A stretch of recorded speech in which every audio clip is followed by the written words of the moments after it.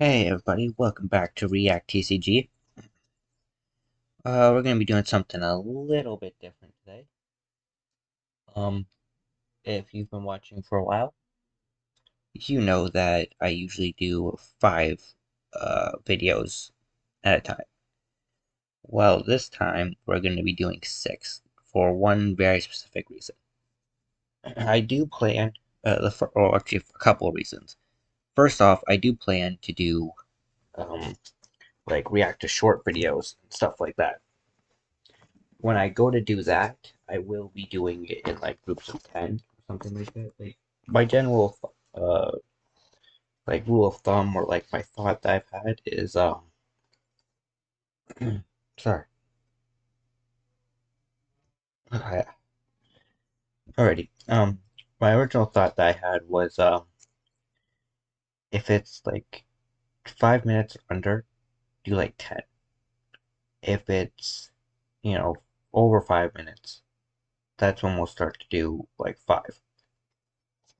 Maybe a few more if I'm trying to fill it out, or if there's like some really funny ones, or if I've gotten a ton of requests, something like that. Um, this time I'm doing 6 because there is at least one death battle that I cannot see, at least in my region. It's unavailable. Um, and that is Beerus versus Galaxia. Since I can't react to the full video, I was just gonna pull up I pulled up the battle that our good friends at Death Battle have posted for us, so I can react to the fighting part. I figure since it's just like a few minutes long or something like that, I'll react to that first, and then we'll do our typical 5 reacts that I normally do. That being said, let's get on into this one. Um, like I said, we got Beerus versus Galaxia. It's only 4 minutes long because it's just a fight. I don't even know if it does the explanation, but come on, we all know I'm going Beerus. You know, if you saw my the Android 18 versus uh, Captain Marvel react, as well as the Vegeta versus, I think it was Shadow, Vegeta versus Shadow. Um, I'm a Dragon Ball fan, so I definitely think he's gonna beat a Sailor Moon villain. Though she is surprisingly, I have seen this battle. She is surprisingly powerful. I saw this like full thing back before it was not available.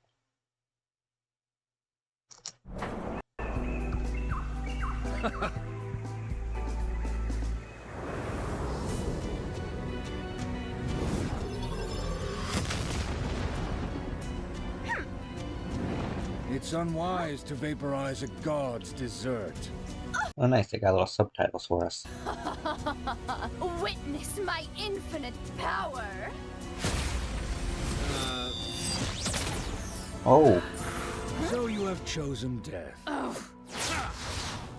like I said, they had subtitles and the subtitles left.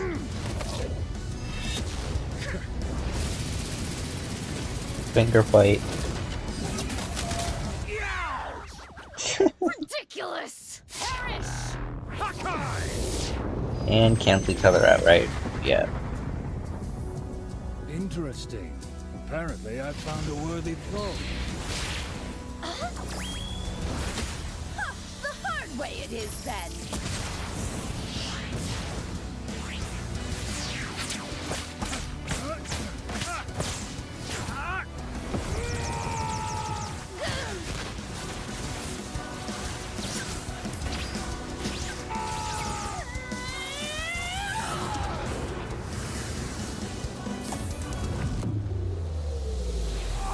What'd she do?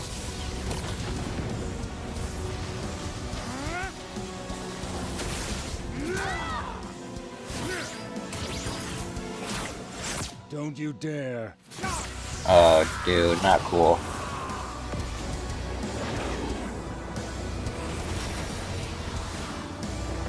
They're gonna destroy our son.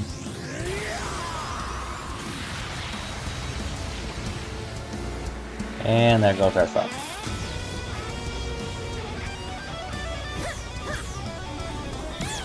Now look what you've done! This is your fault, you stupid cat!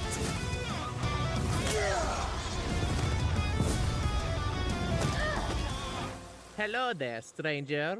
Welcome. Fuck up.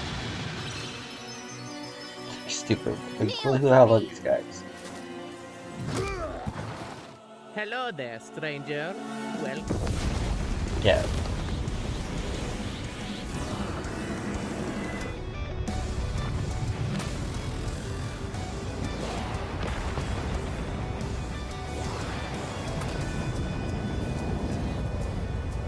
Oh shit. Create a black hole. Hey! No fair!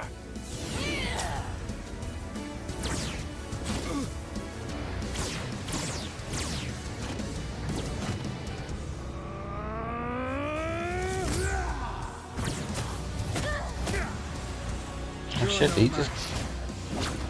He's Ultra Instinct. You're trash! You'll die like dirt!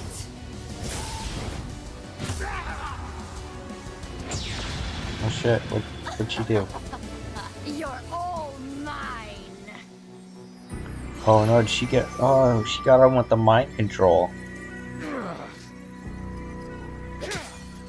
What? That's impossible! Now you're catching on. Hell yeah. I am the impossible! Damn right, bitch. Fuck you. That was for my ice cream. Bruh. That was pretty good. Alright, now for the actual videos. We've got up first Obi-Wan Kenobi versus Kakashi. Star Wars versus Naruto. I'm gonna go with Kakashi.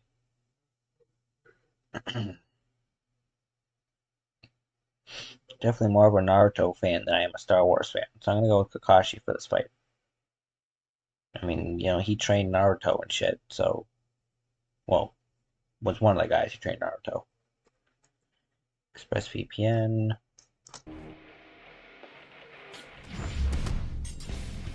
Heroes come in many different forms. Some are heroic protectors of justice, and others are the teachers who guide us toward a brighter future. And sometimes they're both, like Obi-Wan Kenobi, the Jedi Master of the Galactic Republic from Star Wars. And Kakashi Hatake, the 6th Hokage of the Hidden Leaf and mentor to Naruto.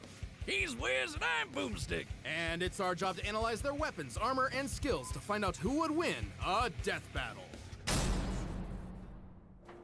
On the distant planet of Tatooine lived an elderly hermit known as Old Ben.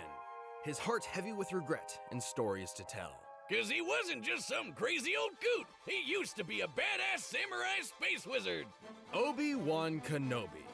Now that's a name I've not heard in a long time. Ah, I love a good Obi-Wan liner. Hello there. As a child, Kenobi was Full name, Obi-Wan Kenobi. Height, 882 centimeters or 5'11". Weight, 178 pounds. Homeworld, Stu-Jon. Is a Jedi Master trained by Qui-Gon Jinn, Yoda, and Fant. Qui-Gon Jinn, right? That's how you pronounce that? Yoda and Vant, nicknamed the Negotiator. inducted into the Jedi Order. Warrior monks training in the Force over the course of their lives. And he was trained by the one and only Liam Neeson. Well, until he was murdered by Space Satan. Though not before they discovered a child of prophecy in Obi-Wan's future pupil, Anakin Skywalker. I have a bad feeling about this. Eventually, Kenobi rose to the top ranks of the Order, becoming a Jedi Master. Just in time for 2 back-to-back galactic wars. Yep. Sounds like fun when you've got his classic lightsaber, which can cut through basically anything with enough force. Get it? including the duranium armor of General Grievous, which can tank volleys from starfighter cannons. It's an elegant weapon for a more civilized age. Cause, you know, mutilating and decapitating people left and right is way more honorable. Kenobi has studied 7 forms of lightsaber combat, and is the undisputed master of Form 3, Soresu. Which is all about defense and waiting for your opponent to make a mistake to land a finishing blow. He's so skilled, he can beat Sith Lords in just seconds. But Kenobi's most powerful weapon, or better put, ally, is the Force, an energy that exists almost everywhere. Jedi can tap into the Force to manipulate the world around them. Like throwing stuff around with telekinesis. Everything from pulling down an airship to crushing someone else's organs. While Kenobi prefers a more direct dueling approach, his power in the Force is nothing to scoff at. Many years after his time, he was explicitly compared to Jedi Knight Kip Duron, who could move a micro-singularity with a thought. Speaking of thoughts, he can mess with yours with the Jedi mind trick. Like if he wanted to, he could get jizz stuck in your head. Boomstick! Gross! What? It's a type of music. Those aliens Yep. in Jabba's palace were playing it. They're called jizz whalers. Huh. I bet Disney was real happy to learn about that one. Kenobi's Force abilities also include protective fields, illusions, Lightsaber, Rebreather, the Force, Concealment, Healing, Precognition, Shatterpoint, Telekinesis, Thought Shield, to what's that? Is that the fucking no? What is that? To the minus? The pod. and Tuda Minus, a technique for absorbing and redirecting energy attacks. Even without a lightsaber. Tuda Minus, a technique for Oh, absorbing and Force there we abilities go. also include protective fields, illusions, and Tuda Minus, a technique for absorbing and redirecting energy attacks. Even without a lightsaber. Oh, also, he can see the future. To a certain extent, Jedi can glimpse the distant future through focused meditation. In battle, the Force can guide their movements, predicting danger in advance. Kinda like a space spidey sense. Exactly. With their incredible skill in the Force, Kenobi and Skywalker became a formidable duo. Obi-Wan ranked up even more and became a general. He's a badass space pilot who can dogfight at near light speed. According to an official novel, he can even react down to the nanosecond. Numerous Force users have performed similar lightspeed/nanosecond feats, including Luke Skywalker, Jax Pavan, Sarasu Talon, and Vestra Kai. Focusing his energy, he stood completely still for a nanosecond, then slashed out, ignoring the pain in his shoulder. He successfully deflected 3 bolts before the firing stopped. I don't know, Wiz. I've seen the movies and Jedi have never done shit like that. Well, other mediums have greatly expanded upon Jedi capabilities. Some are even Well, there are 2 main Star Wars continuities. There are little to no difference in the powers displayed by the Jedi and the Force in both of them. powerful enough to hold together entire planets. Obi-Wan has fought an army while blindfolded, endured a blast from a starfighter, and battled the Sith, Darth Vader. That's when he had to break out his most OP move of all, the high ground. By standing just a few feet above an opponent, Obi-Wan gains enormous extra powerfulness. He even warns you about it. It's over, Anakin! I have the high ground! It's So foolproof. stupid. Not exactly. Remember how Darth Maul had the high ground way back when? Against Obi-Wan himself? Where do you think he learned such an awesome move? Only Sith Satan could think of something so deadly. Uh-huh. Either way, Obi-Wan sadly failed where it mattered most. No, see, look, He hold learned on. such an Had the high ground way back when? Against Obi-Wan himself? See, you're just not looking at it right. He looks like he has the high ground. But when you look at it from his perspective, he's got the high ground. You see, he's a little bit, see, this little gap right here? If he stands straight up, he's got the high ground advantage. See, you see what I mean? He's definitely got, that's how he won. so deadly. Uh-huh. Either way, Obi-Wan sadly failed where it mattered most. Ooh, that That's definitely gonna be an F on the old Jedi report card. See me Yeah. after class for an epic boss battle on a lava planet. But defeating his fallen student is no small feat. Anakin could telekinetically move starships fast enough to intercept hypersonic missiles. Based on the scale of this dreadnought and the distance it moved, this would need an energy over 21 megatons of TNT. And that was when he was a newbie. He basically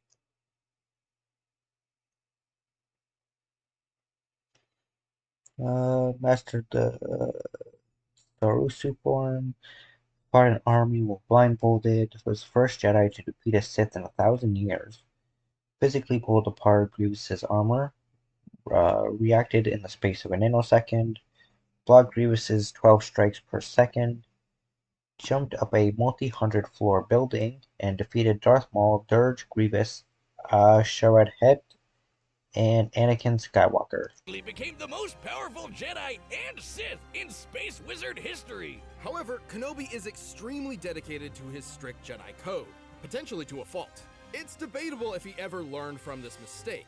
After all, he told Luke Skywalker that the only way to ever become a Jedi would be to kill his own father. And he even tried to trick him into never figuring out that fact in the first place. Dick move, Obi. Dick move. But even in his worst moments, Obi-Wan Kenobi always fought for the sake of others. He would battle his dark apprentice one last time, sacrificing his life in service of a new hope. And then he became a ghost! Yep. Don't ruin the moment.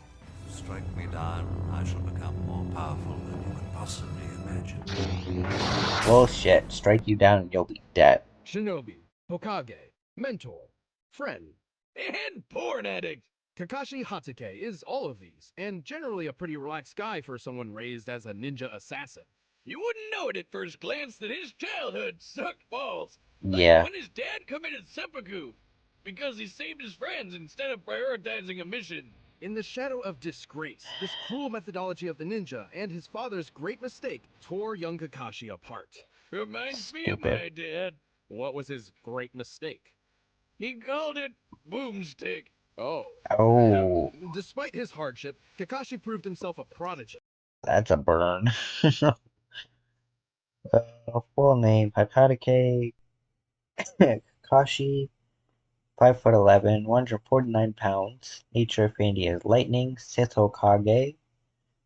Trained by Minato, and his father's always hides his face.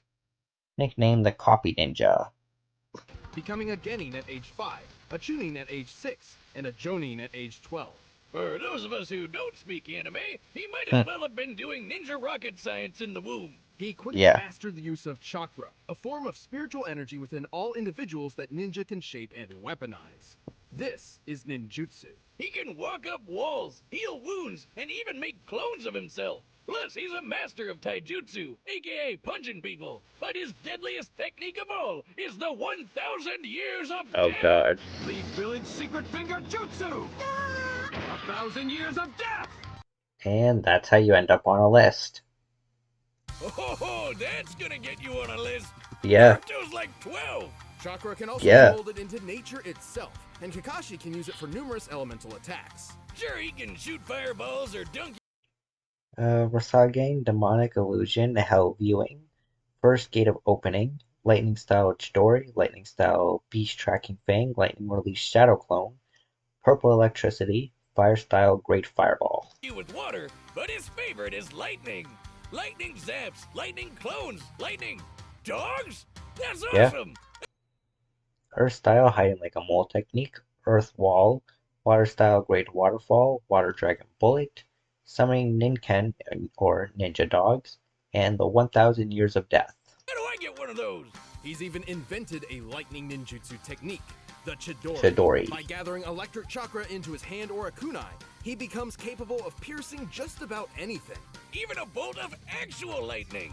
Take that, nature! Man triumphs over you once again. This is where Kakashi's own Chidori got its moniker, Raikiri, Lightning Cutter. Ooh, now I know what I'm gonna name my lightning dog. The Chidori does have a downside though. Its speed and power are so great they give the user tunnel vision and make the attack generally uncontrollable. Basically, Yeah. once you kick on the gas, you're zooming straight. Years later, Kakashi would eventually develop the Purple Electricity Jutsu, which was functionally the similar was functionally similar to the Chidori, but did not require the Sharingan to operate. Oh, okay, because he lost his Sharingan or whatever, right? Ahead, no matter what happens. Although Kakashi eyed just the thing to fix it. Long story short, he was drafted into a war alongside his friends Rin and Obito. Shit went down and Kakashi lost an eye, so Obito handed over one of his when he decided to sacrifice his life. Holy shit! Why don't I have any friends like that? Wiz, give me your eye. No. No. Give it back, I promise. Obito's eye wasn't an ordinary eye. He was an Uchiha, and this was a Sharingan. Fucking boomstick, man. Jinjutsu Sharingan technique creates illusions and incapacitates opponents. Enhanced perception of movements and chakra. Copies viewed jutsu techniques. Helps control the Chidori. And the Mangaku Sharingan can perform Kamui. With his Sharingan, Kakashi not only got some control over his Chidori, but he can see a person's chakra, predict their movements, dupe your brain with genjutsu, and even copy jutsu techniques. He's such a filthy plagiarist that he's stolen. Kakashi must be physically capable of a jutsu in order to copy it. For example, he cannot copy genetic Kekai Genkai, such as Haku's Ice Release. Yeah, just like when Sasuke fought Hiei or whatever the fuck his name was. He couldn't, it works the same way. Same eyeballs. Over 1,000 jutsus in 14 years. Although since Kakashi is not an Uchiha, he can't exactly turn the Sharingan off. And then Green jumped in front of his Raikiri and kicked the bucket too. Man, this guy can't catch a break. And yet, unimaginable loss is exactly what is needed to unlock the Sharingan's next stage, the Mangekyo Sharingan. Oh yeah, with the Mankey Eye, he can cast Kamui, basically sucking objects or people into another dimension. Sure, it uses up a lot of his chakra pool, but it's a pretty clever instant win move. The concept of trauma granting new power fascinates me. So, I've stolen Boomstick's entire beer hoard and placed it in a secure room with 200 tons of TNT. Oh. Wait, what? Oh, you monster! What have you done? Do you feel anything? Just thirsty, sober, and punchy. Punchy? Oh! Next round's on Wiz. Well, for Kakashi, everything sort of worked out in the end. He became a teacher, and this new generation of ninja helped him learn that his dad was right all along. Friends do come first, unless they blow up all your beer. Wake up! He's held his own against top. Jeez, just wakes up and goes right back into it, man. Cut through rock with his lightning blade, intercepted a lightning bolt, outsmarted Zabuza in Diva Path, created over 25 Shadow Clones at the same time, fought in the third and fourth Shinobi War, controlled a perfect Susanoo, led multiple ninja teams, and defeated Zabuza, Haku, and Obito. Tier ninja like Zabuza, Pain, and even his old friend Obito. Back from the dead and evil now, because why not? Kakashi can definitely compare to fellow ninja master Jiraiya, who can blow up mountains. That takes over 18 megatons of TNT. And he's caught. Which they figured out when Jiraiya fought Master Roshi, so go check out that episode. And sliced lightning. Based on the distance it moved before he caught it, he must have reacted within 70 microseconds and moved over 2,000 times the speed of sound. Sounds like ninja president material to me. Not too shabby for a guy who likes to read porn in public. Did I forget to mention that? Because he totally does. Kakashi of the Sharingan is nothing if not full of surprises. Right now, all I can give you is just death. All right, the combatants are set, and we've run the data through all possibilities. But first, you know what's the best friend for teachers like these two? Beer! This episode of Death Battle is super special because it's sponsored by my favorite beer, Miller Lite. It's tough connecting with friends while we're all stuck at home, but... Can they do ExpressVPN at the beginning?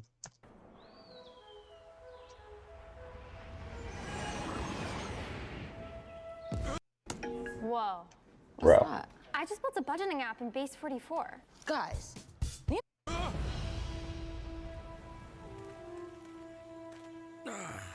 Another happy landing. Huh? Hello there. Hold it. You're in Konoha territory.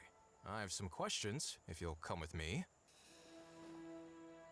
You want to go home and keep reading your book? I want to go home and keep reading my book. After I kick your ass! Bro. After I kick your ass.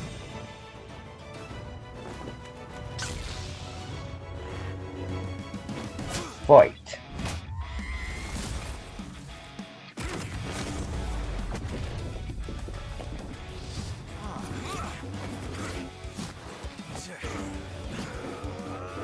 Until he puts that book away, he's not taking this seriously. Had enough? Well now, you've fallen for the deadliest stratagem we ninja know. 1,000 years of death. Don't try it! I have the high ground! Bro.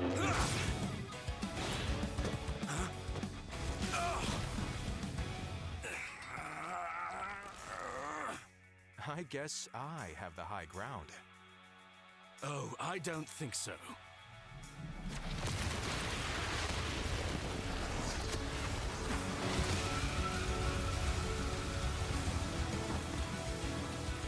I want to put away your book, Kakashi. Most impressive. But I see you. There we go.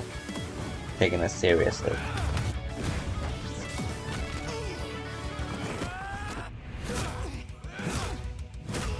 And when it comes to hands, Kakashi's gotta beat. Fire style.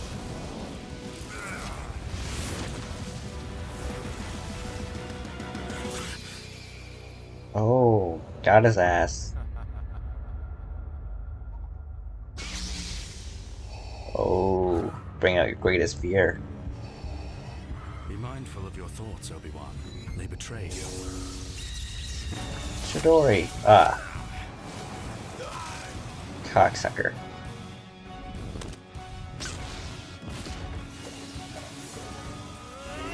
Get him, Kakashi.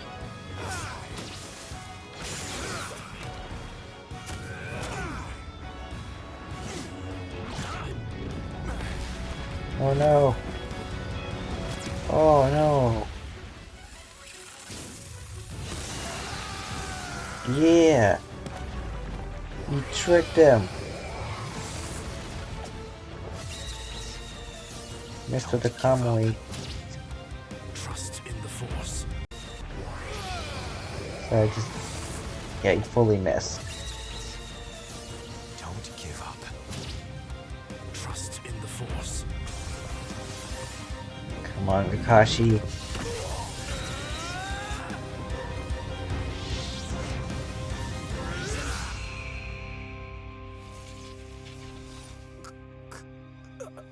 Aw, man. You gave it your best. So uncivilized. KO! Well, Kakashi may have been able to beat Obi too, but he just couldn't handle Obi-Wan. Really? Kakashi's wide array of moves certainly kept Kenobi on his toes, but the Jedi's arsenal was far more powerful and versatile than you might think. Yeah, like how chakra is an internal life energy with a limited Yeah. supply, but the Force is external and everywhere. Obi-Wan couldn't exactly run out of it, and Kakashi couldn't copy Force techniques, because, I mean, he's using external Force, not internal chakra. Totally different. As for Yeah. brute power, Ninja Mountain busting and Anakin's Dreadnought telekinesis were fairly comparable. However, Kenobi matched Anakin's force power well after he had become far stronger than that. This is the chosen one we're talking about here. Other Jedi have done some crazy stuff, like throwing a fleet of Star Destroyers out of a solar system in seconds and stopping a whole planet from going kaboom. Oh, and you know how Obi-Wan tore apart Grievous's armor with his bare hands in Revenge of the Sith? The same armor designed to survive starship cannons. It withstood a blast that annihilated a subterranean city and almost collapsed the surface of a planet. I seriously doubt Obi is physically... Obi-Wan's experience with Tutaminas and Sith Lightning essentially nullified Kakashi's primary element in his telekinesis, was similar to Pain's gravity manipulation, which nearly killed Kakashi. Yeah, they misspelled Kakashi's name there. strong enough to rip that armor apart. But apparently the Force is. Even Kamui wasn't a reliable option, since Kenobi's reaction speed was nearly 70,000 times faster than Kakashi's. More than quick enough to avoid. Kakashi's Sharingan condition relies on analyzing muscle movements and is generally unreliable, or is generally unable to predict the attacks of someone that is faster than himself. Kamui, especially with his precognition. But we can hear you shouting in the back. What about Kakashi's dual Mangekyo Sharingan that Obito gave him? And the perfect Susanoo? It's difficult to justify granting Obi-Wan's previously established mental barriers and experience with telepathy means he could lightly escape any genjutsu illusions. those to Kakashi at all, because they aren't really his. He could only use them when Obito's spirit briefly possessed his body. Even if he did, the results probably wouldn't change much. Remember that Kip guy who moved a black hole? Yeah, he was directly compared to Obi-Wan by Luke himself. If we're to take that at face value, this means Kenobi could theoretically call upon the Force to exert nearly 14 petatons of TNT. Way more than what Kakashi was packing. And even then, Obi-Wan could just crush his organs. Shit, man, don't mess around with Jedi. I know it can seem strange to hear about Jedi being this powerful and deadly, but think of it this way. Part of the reason why the Jedi Code is so strict is because of this immense power at their fingertips. The Code tries to keep them, civilized in a way. But when you enter a death battle, throw those morals out the window. Yeah. You're looking for who wins a no-holds-barred fight to the death. Kakashi had many impressive tools, tricks, and techniques, but Kenobi's brilliant speed, overwhelming force, and greater level of power won this bout. In the end, Obi won. The winner is Obi-Wan Kenobi. From a certain point of view. Bro.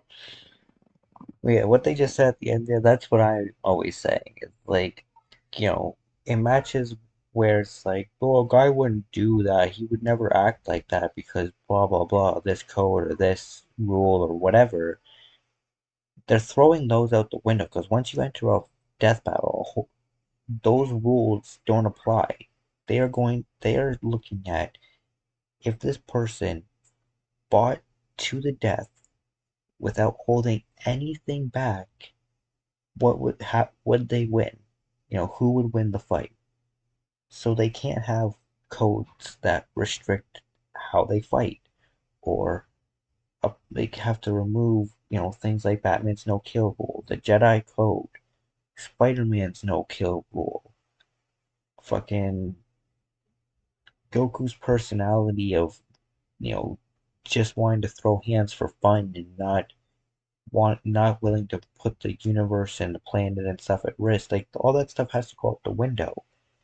Because otherwise they're going to hold back. They're not going to fight at their full 100% capabilities. Anyways, up next we've got, oh nice, Danny Phantom versus the American Dragon, Jake Long.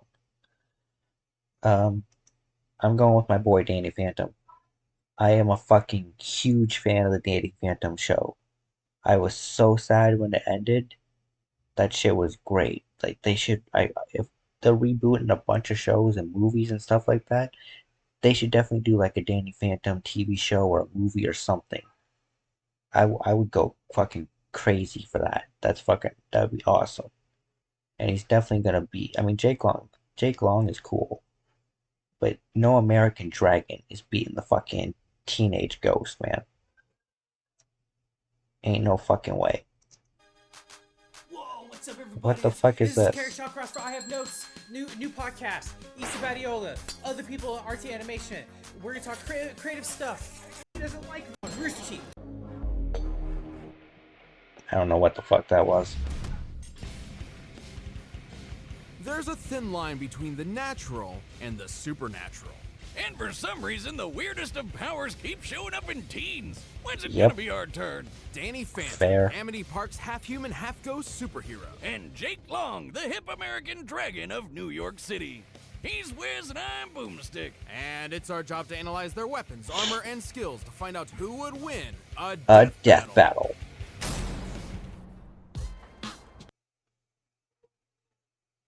Aw.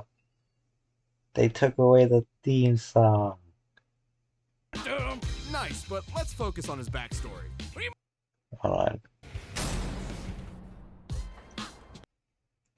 Really? I can't believe that. Bro. Young Danny Fenton, he was just 14 when his parents built a very strange machine. Designed to view a world unseen. He's gonna catch 'em all 'cause he's Danny Phantom. Nice, but let's focus on his backstory. What do you mean? I just did. In song. Fair enough. Oh, did you not? Did you go through the? I don't think you went through the full thing. I felt like you might have skipped. Yeah, they didn't go through the full thing. They didn't even get to the part where he stepped into the machine and pushed the button and got his powers. But whatever. Danny wasn't much different from your usual high school teenager. A bit awkward, a bit geeky, but not unusual. Except for the fact that his parents had taken up a very unusual profession. Yeah, hunting ghosts! Among their spectral-seeking equipment was the Fenton Portal, meant to open a rift to the realm of spirits. The Ghost Zone! But they... Yeah. Oh god. Ghost Zone! But they... Okay, so hold on.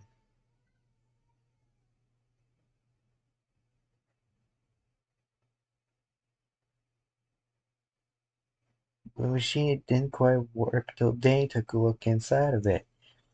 There was a great big flash and everything just changed. His molecules got all rearranged. When he first woke up, he had green. No, shit. I fucked it up. But they...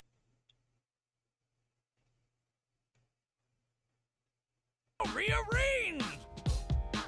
Oh, they weren't even at that I'll part stop. yet. Unbeknownst to his parents, They weren't even at the part where I fucked up. Alright. See, how's it go? Hold on. No. Didn't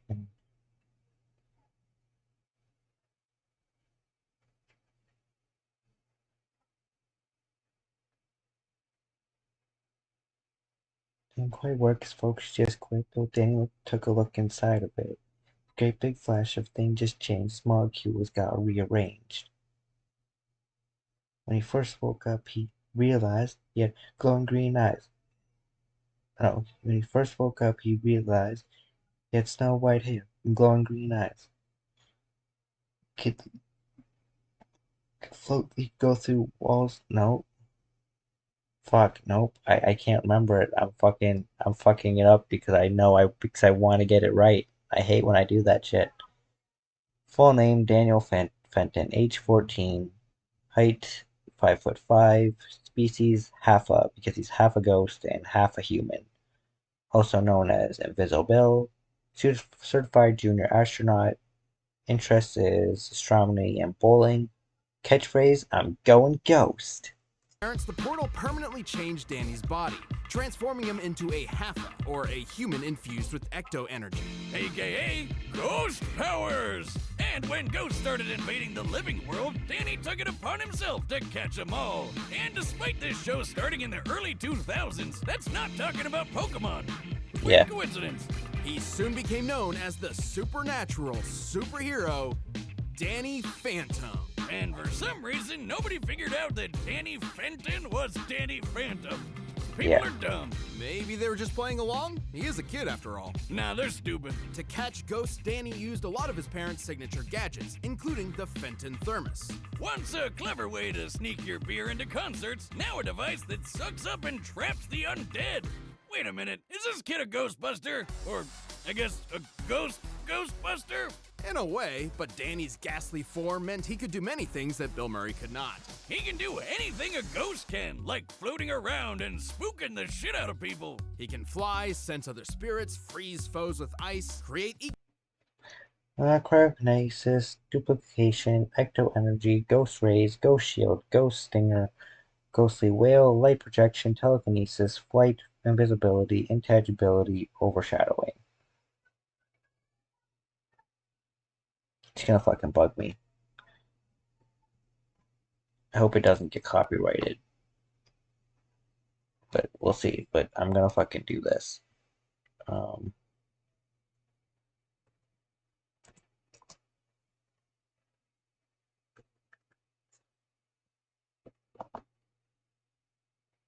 Really? Hold on.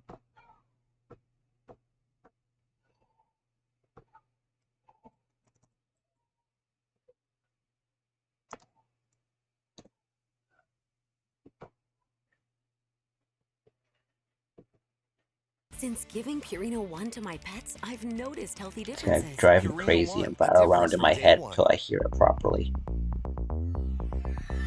He's a phantom.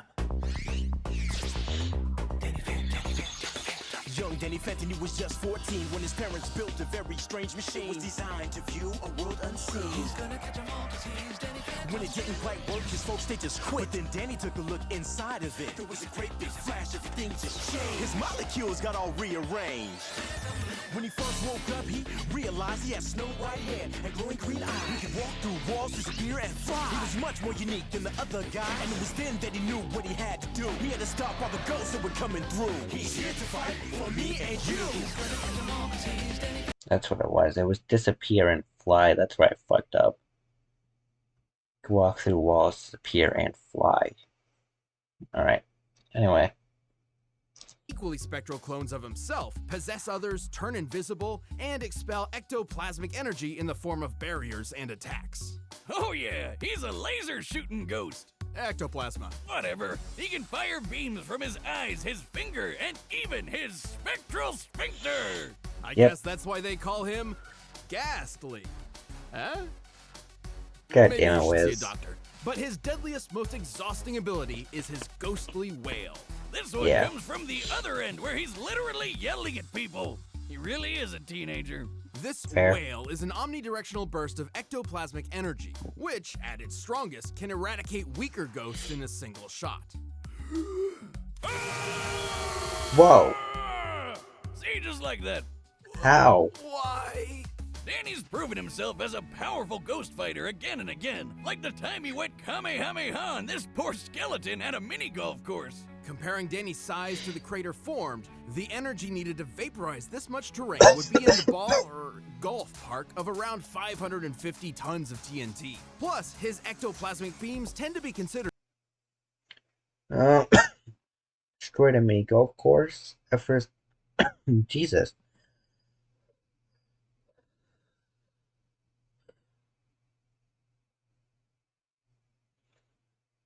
Alright. Get my breathing under control. Destroyed a mini golf course. Effortlessly lifted a 30-ton bus. Can fly over 112 miles per hour. Outflew a living space shuttle. Battled Valerie while flying into orbit. Broke free of Freak Show's mind control. Helped turn the entire Earth intangible. Defeated Dorothea, Undergrowth, Pariah, Vlad Plasmius, and Dan Phantom, which was an evil future version of himself. actual lasers. I knew it! They move in straight lines, burn on contact, bounce off reflective surfaces, and can be channeled through a magnifying glass, so they are likely comparable to light in both makeup and speed. And he's shooting and dodging these things on a daily basis. You'd think with speed like that, he'd never be late for class, or get smacked by some of these heavy hitters like his nemesis Vlad or this dragon lady, Dorothea. Dorothea's fire breath was powerful enough to disperse a large cloud formation. Measuring the distance between this castle and the outskirts, we determined the cloud would, at minimum, need a radius of over 300 meters to encompass the landmass the castle is situated on. Dispersing a cloud cover of that size would need over 7 kilotons of TNT. He even beat up his future self. Well, Danny has defeated Vortex. The circumstances gave him temporary powers to perfectly counter him. Danny is not normally capable of matching power at Vortex's level. Dan Phantom, because I guess, that shows that he's matured, because he's Dan now. As powerful as Danny is, he's still a teenager, and has all the arrogance and moodiness that comes with the territory. And he's got a really bad habit of losing his powers in the most random ways possible. Meet a genie? Power's gone. Shrink ray? Sure, why the hell not? I'm just surprised he didn't trip into his own thermos at some point. Oh wait, he did. Still, Danny has saved his hometown and the entire world time and time again. He had to stop all the ghosts that were coming through. He's here to fight for me and you. Oh, damn it, now you have me doing it. Gonna catch him all 'cause he's Danny Phantom. Gonna catch him all 'cause he's Danny Phantom. Gonna catch him all 'cause he's Danny Phantom. Thousands of years ago, a group of mystic warriors were formed. This was the Hunts Clan, and their mission was to eliminate all magical creatures from the world. But these Foot Clan wannabes were in over their heads thanks to the most powerful creatures of them all, the dragons. Hell In yeah. short, every corner of the world has a dragon tasked as a guardian of the magical community. This mantle is passed down generation by generation. So after the Chinese dragon's daughter moved to America, her son became the first American dragon, Jake Long. He's cool, he's hot like the frozen sun. He's young and fast, he's the chosen one. He's the American dragon. You're gonna do this the whole episode, aren't you? American Jake was Dragon. only 13 years old when he became the newest protector of magic. His responsibilities became tough to handle alongside... Full name, Jacob Luke Long. Age 14, 5'3", species dragon, zodiac sign Pisces. Has green streaks in his hair from using too much hair gel. Is that actually the reason? That's hilarious. Interests, breakdancing and skateboarding. Catchphrase, dragon up. School and friends. Lucky for Jake, he didn't have to go it alone. His grandfather was his mentor in martial arts and all things dragon, and had a magical dog, Foo Dog, who I'm pretty sure has a higher body count than any of this show's villains. Like, bro caused the Titanic. Rest in peace, DiCaprio, you handsome devil. I learned how to fight bears from watching you. I'll never let go. To be clear, Jake possessed the ability to transform into a draconic persona, complete with brand new physique and abilities. Oh, duh, he's a freaking dragon! He's got the claws, the teeth, the tail, the wings, and of course the raging, burning fire breath! He was throwing fire from his mouth, his hands, and even his burning beehole! All of these kids should really go see a doctor. Nah, his dragon form's in super top condition. He's even got ultra sight and vision thanks to his eye and ear of the dragon powers. Perfect for when some pesky ninja punks are trying to get the jump on you. God, I hate it when that happens. That's why it's always important to have anti-ninja protection. What? Where did you sign up for that? Why do you think I bought 10,000 screaming rubber chickens? Try and step foot in my shack, you stealth assholes. He doesn't even need to transform fair. fully to use these powers. Fire breath, winged flight, doppelganger technique, dragon scale armor, ear of dragon, eye of dragon, and elemental resistances. Technically, Jake can morph individual parts of his body at will. Man, I wish I could transform into a dragon. Nothing would be sweeter than kicking ass as a magical fire-breathing super lizard. The key word being magic. Yep, he can fight magical creatures ordinary people can't, including ghosts. He can even use his chi to create doppelgangers of himself for a helping hand. As a dragon, Jake is tough enough to smash through steel, hold up a pillar, and annihilate a house with a simple sneeze. He can produce enough flame to obliterate several sheets of stone. Measuring the size of the hole here next to the girl in the shot, we can tell his fire breath destroyed over 6 million cubic centimeters of stone, which would need over 30 tons of TNT. That's like getting hit by 3 mother-of-all bombs, which was a massive 10,000 kilogram nuke. You wonder if Jake ever uses breath mints? He can also fly over 100 miles per hour, moving from ground to cloud level in mere seconds. And he can dodge lasers too, and they're totally light lasers, reflecting off mirrors, straight consistent speed, all that stuff.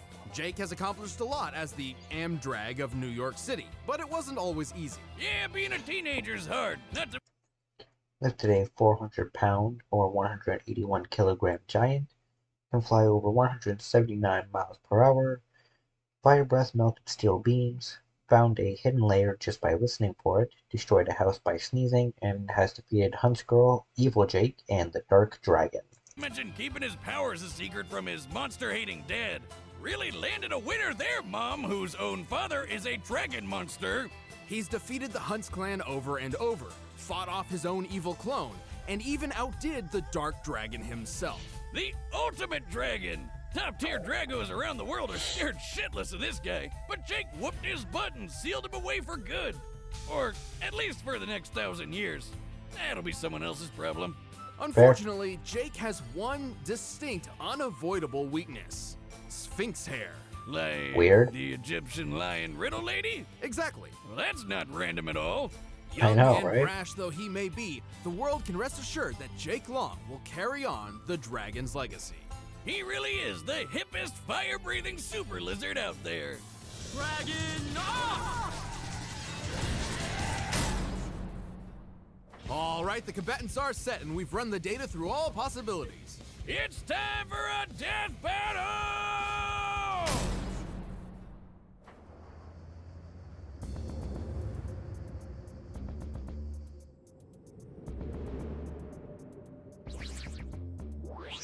There! Back where it belongs. Yo! Back to steal something else? Dragon up! You got 3 seconds before the Amdra's gonna show you out. What?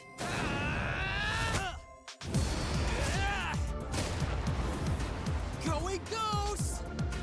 I gotta say, he was just a regular teenager when he did that. Not cool, bro. I didn't count 3!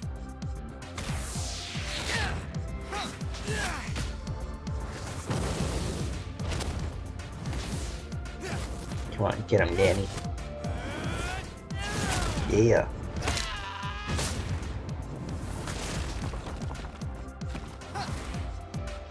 Think you're the first dragon he's fought? Wanna try something else? I don't want this to drag on. How's this? Fucking puns, man. Oh yeah, I'm the Am Dragon of the NYC, and you Ghost Kid ain't got nothing on me. Fucking wannabe rapper. Eye of the Dragon. Where'd he go? Behind you.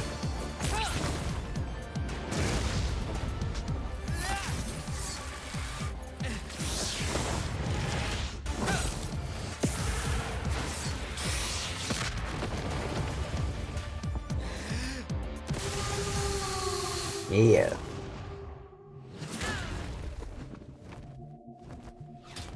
Ready for more? Not a bad trick, G. But anything you can do? I can do better. We'll see.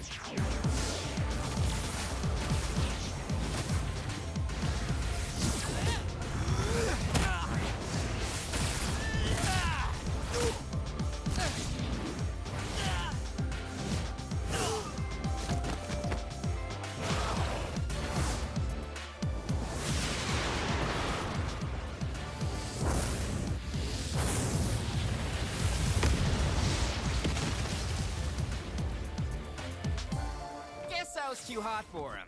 But I I'm wouldn't way count on it. cooler. Yeah. Get out! D to the A to the N and Y. This dragon's got claws and waits to fly. But I'm still better than this other guy. God, his rapid was even worse than Jake's. Time's up, pal. KO! Well, looks like this dragon got burned.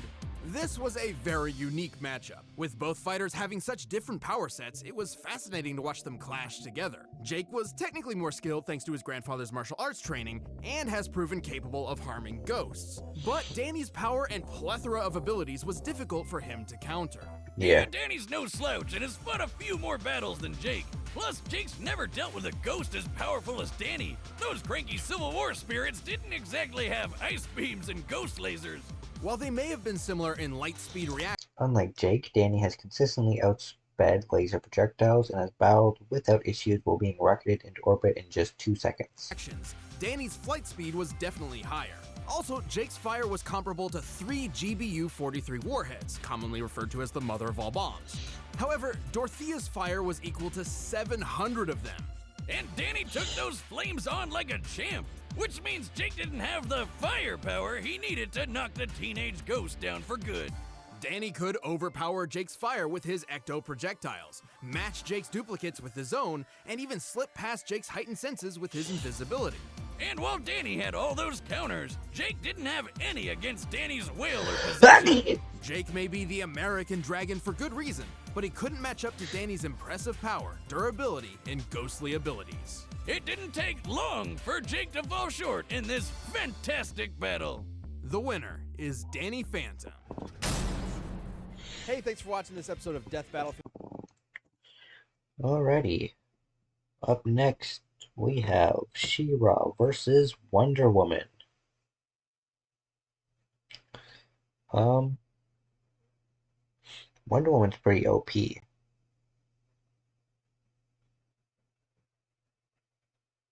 know, she managed to, she beat Thor in the Thor versus Wonder Woman fight. But I think She-Ra, like she's from a time where the cartoons, man, you could just do whatever the fuck you wanted. Like if you saw He-Man versus Lion-O, you saw some of the stuff He-Man could do, which is ridiculous. So I feel like She-Ra's gonna end up winning. Blue Chew ad.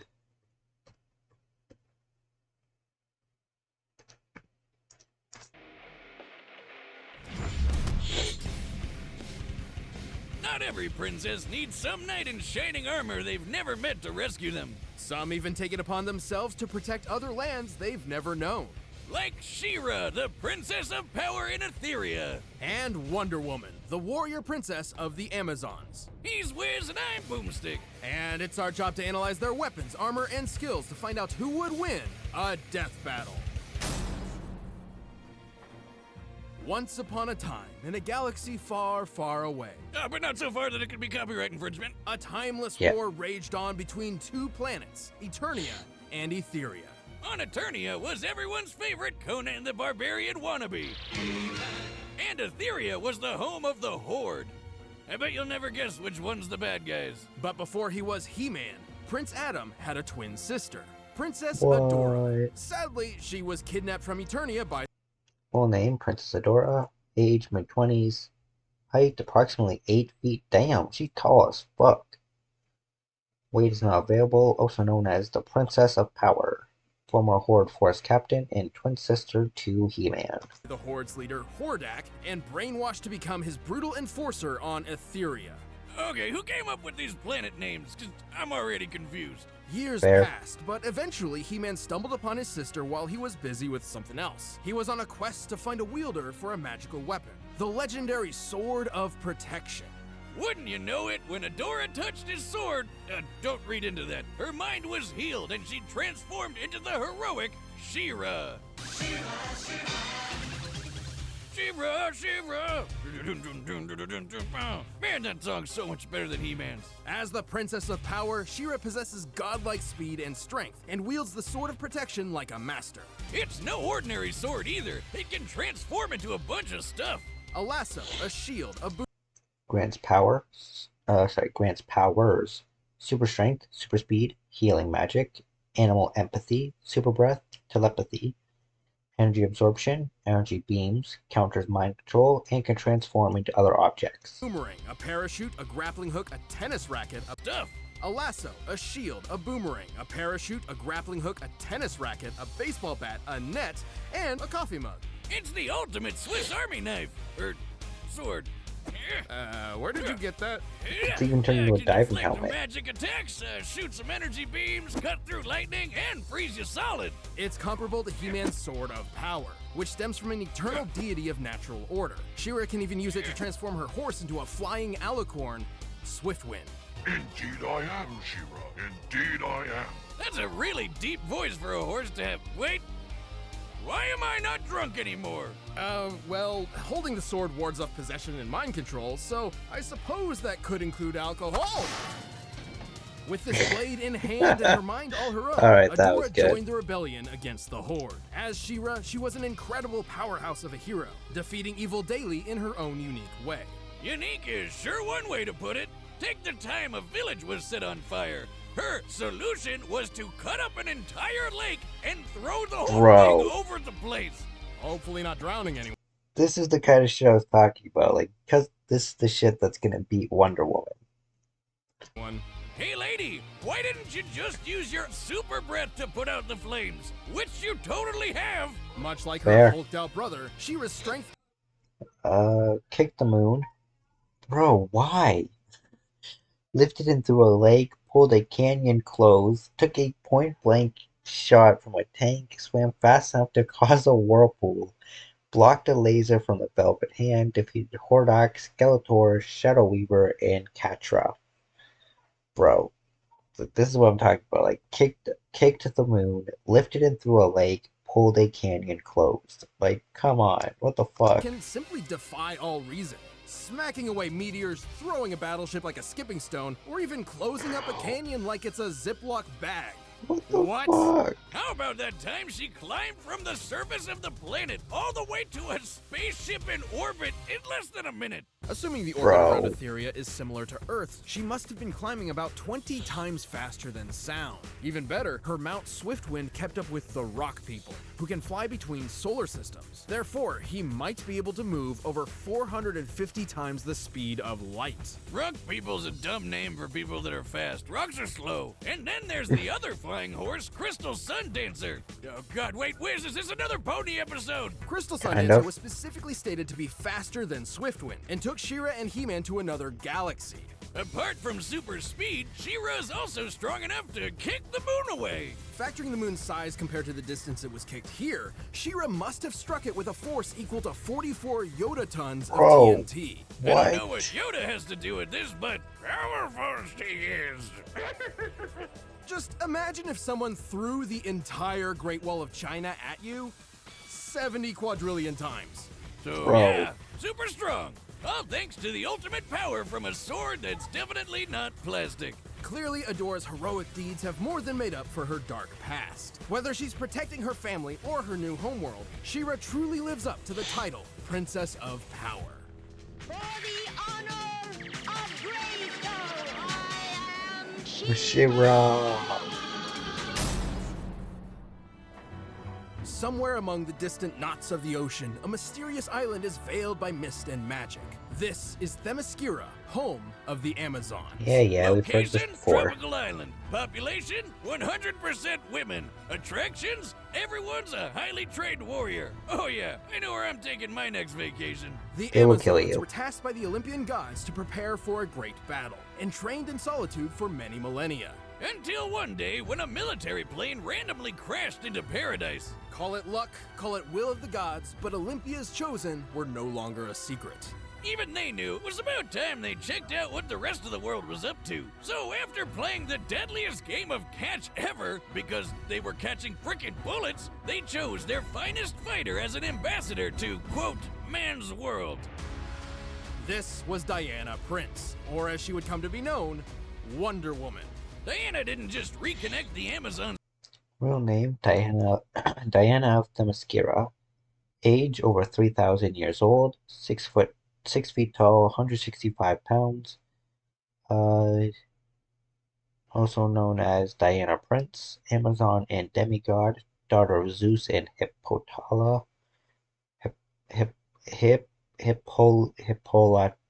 Oh my god, I can't. Every time I try, my fucking tongue twists itself. I hate that name. Honorary UN ambassador. With the rest of the world, she became a goddamn superhero. And one of the best. With her divine physiology, she already possessed incredible superhuman abilities. However, her powers were amplified by blessings of the gods, including flight, accelerated healing, and a little bit of magic. But as someone who's noticing a few new experience lines in the mirror every morning, I think I'm mostly jealous of her power to barely ever age. Experience lines? You mean wrinkles? What? Of course not. I'm just leveling up in life. You know, I've been working on a de-aging solution. You could give it a try. No. I know how this goes, You son of a bitch. Anyway, it's important to note that Diana is more than simply superhuman. She's trained in martial combat and equestrianism all her life. We know she was born when the Roman Empire employed centurions, so she's likely over 3,000 years old. That's crazy! Why do I sound like a Oh. concert mouse? What the fuck? Well, back to the drawing board. Moving on, Wonder Woman also... Lasso of Truth, Bracelets of Submission, Lancenarian Morphing Disc, the Mascarian Shield, Sword of Hephaestus, sharp enough to slice atoms, tiara, boomerang-esque throwing weapon, and of course the invisible blade. So stupid. Carries an arsenal of specialized weapons and tools. Sure, the invisible jet seems kinda stupid when she can just lift off on her own, but how about that lasso of truth? She can make anybody spill the beans with that thing. I cross-dress in a Wonder Woman outfit. It Ew. makes me feel powerful. She has carried many blades, but her tried and true was crafted by the god of the forge, Hephaestus. The edge of this immaculate sword is so fine, it can shear electrons off of atoms. Superman once used it to literally split an atomic nucleus, which promptly blew up in their faces. Good times. She can even summon this magic sword at any point thanks to her metal cuffs, the bracelets of submission. Not only do those sound super kinky, they're super durable. They're made of 8th metal, one of the strongest elements in all of creation. That means they can deflect basically anything. Bullets? Easy. Heat vision hotter than the sun? Not a problem. Darkseid's Omega beams that are totally unblockable? Well, they aren't anymore, bitch! The name isn't really a BDSM reference. Well, not today at least. While wearing the bracelets of submission, Wonder Woman's power is actively suppressed, held back for, presumably, the safety of others. So when she takes them off, step the hell away, cause she's going God mode. With all this potential, Divine empowerment, superhuman strength, superhuman speed, accelerated healing, animal empathy, magic dispelling, immortality, and flight. Diana quickly made a name for herself among the superhero community. In time, she helped found the Justice League, the greatest team of superheroes the world has ever known. Fellow leaguer Batman even called her the best melee fighter in the world. It's all about those wave dashes. What? Oh, wrong melee. But it's Batman, a guy who knows 10 times more than Google ever will. I mean, she's basically defeated every other Justice League member in a fight at some point. This chick literally punches warheads like they're beach balls. She's defeated Professor Zoom, the Flash's equal, while on the receiving end of multiple light speed punches. By punching at light speed, the mass of Zoom's strikes technically reaches a near infinite level, striking with the force of a white dwarf star. That is 2 billion megatons of force per punch. And Diana beat the shit out of him while she was blind. She certainly has the speed to match. She's fast enough to race Shazam and battle Superman from the Earth to the Sun in about 20 seconds. During a conflict with an entity known as the Shattered Fought the Justice League blindfolded, was punched from the sun to the earth, redirected combined power of the Olympians, pulled Martian Manhunter out of a black hole, defeated Ares, Circe, Nemesis, and Upside Down Man. God, she moved quick enough to block all his fractured pieces from returning to him from across the universe. And she's helped move both the moon and the earth, though she did need a bit of help. It takes about 1,000th of a celestial body's weight to move it against the sun's orbit. Assuming Wonder Woman was pulling her fair share, that means she's lifting over 2 quintillion tons.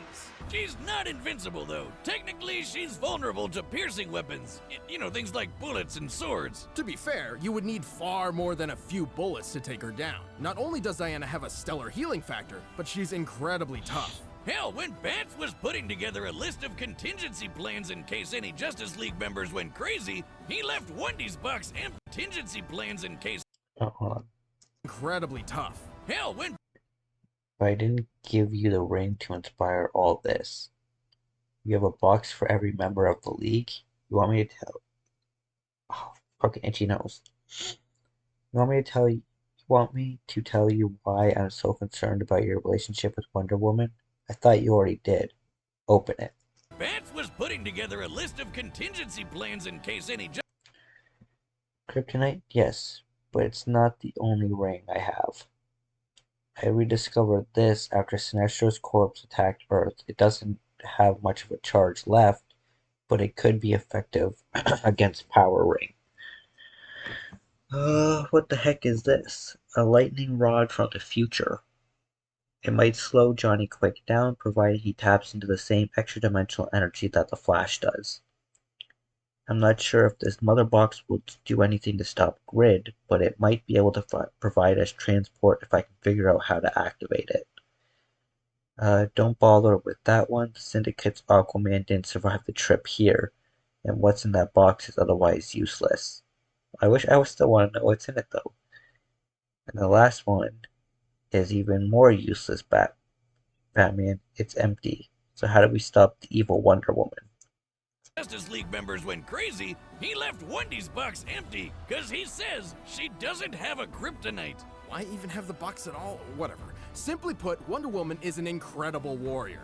There's a good reason why she's considered one of the DC Trinity. She didn't just bring the Amazons back into the modern world. Wonder Woman inspired many new generations of heroes, while saving the day time and time again.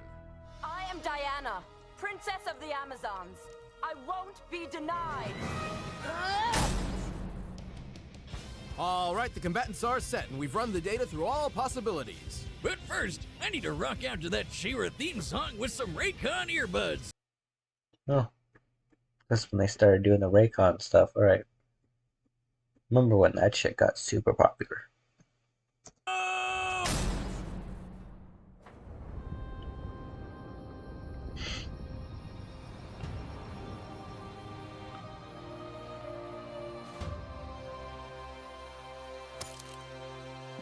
Zeus, Heracles, Hippolyta, give me strength.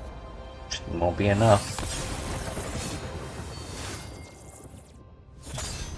For the honor of Grayskull, I am She-Ra. Compared to an Amazon like me, you're just playing dress up.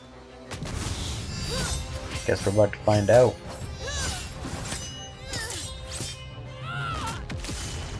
You are strong, Amazon, but no match for a princess of power. Get over yourself. Fair.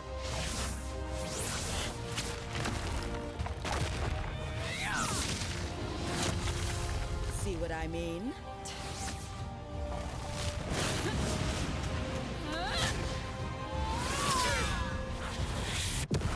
One spin Oh, magic come is on. all it takes, am I right?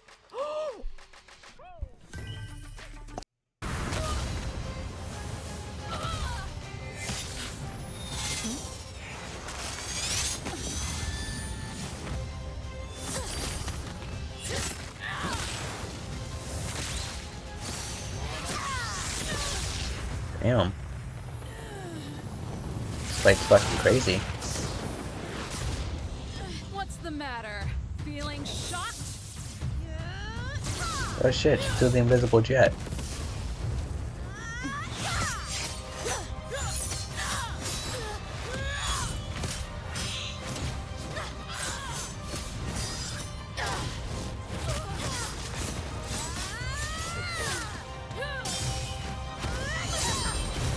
Wendy's definitely on the back foot.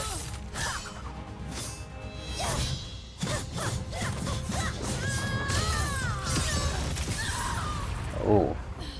You're finished. Nope, she's just getting started.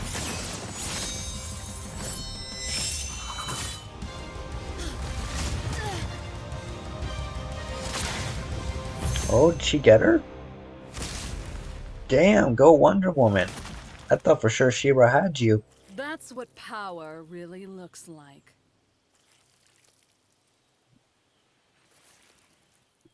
Damn, good for you, man. Ooh, talk about taking a little off the top. Both She-Ra and Wonder Woman had clear advantages over the other in this fight, some to great extremes. Yeah, it was pretty obvious Adora was a lot stronger than Wendy. She-Ra moved the moon all by herself, while Diana needed a little help. But strength alone obviously isn't everything. Pulling the Earth at all still means her strength was comparable to She-Ra's. So let's check their experience, arsenals, and speed to see if Diana could reliably counter that power difference. And, spoilers, she definitely could. First of all, She-Ra's transforming blade implied a broader versatility than Wonder Woman. However, unlike Diana's toolkit, very few of these forms were applicable to combat. And I mean, having a shield is handy, but not when it takes away the sword you need to counterattack your foe after blocking. What kind of strategy is that? Certainly not when Wonder Woman and her three... Prince Adam shattered the Star Seed, which threatens creation. Similarly, Wonder Woman broke Kronos' scepter, which contained the multiversal God Wave. It is unlikely either required their own level of inner power to be physically broken. Millennia of experience would follow. She-Ra may have also been fighting all her life, but she's much, much younger. Plus, She-Ra didn't have an answer to that atom-slicing sword. Atom, not that atom. With that in Wonder Woman's hands, the strength difference didn't really mean as... While Sword of Protection has healing magic, it is difficult to use mid-battle and cannot absolutely prevent fatal wounds from happening in the first place. Still, in order to take advantage of all this, Wonder Woman needed to be faster than She-Ra. Let's look at Swiftwind and Crystal Sundancer. Logically, She-Ra rides these mounts to travel at faster speeds than she is capable of herself. We know Swifty can zoom around over 450 times the speed of light, but the other little pony is way quicker. Both He-Man and She-Ra were dependent on Crystal Sundancer for their trip to another galaxy, giving their time frame a generous benefit of the doubt with just 1 hour. This magic horse must have been traveling about 22 billion times light speed. Definitely impressive, but then there's the Shattered God. She-Ra and He-Man are near equal in power, and He-Man has matched Superman in combat. However, this is largely due to He-Man's power being magical. Right. Guess that makes sense, The pieces actually. of the Shattered God that Wonder Woman blocked all originated from far corners of the universe. Not the galaxy, the universe. Now, the exact size of the DC universe is a hotly debated topic. I know, very interesting stuff. Oh, just skip to the good part, nerd. Fine. There's plenty of evidence that it is larger than our own known universe. And there is more than 100 trillion light years between the Earth and the foreseeable edge. To close this gap in such a short time, each shard must have been moving over 50 quintillion times the speed of light. And again, Diana blocked all of them, one after the other rapid fire. Remember, She-Ra must be slower than Crystal Sundancer, potentially only comparable at a reactionary level if at all. Therefore, at absolute minimum, Wonder Woman was more than 9 billion times faster. A much bigger difference than the strength comparison, and more than quick enough to stick that magic sword right where it really hurts. She-Ra's amazing strength and versatility may have kept the Amazon running, but Diana's skill, arsenal, and incredible speed tipped the scales enough for a victory. It's no wonder she ran out of time. The winner is Wonder Woman.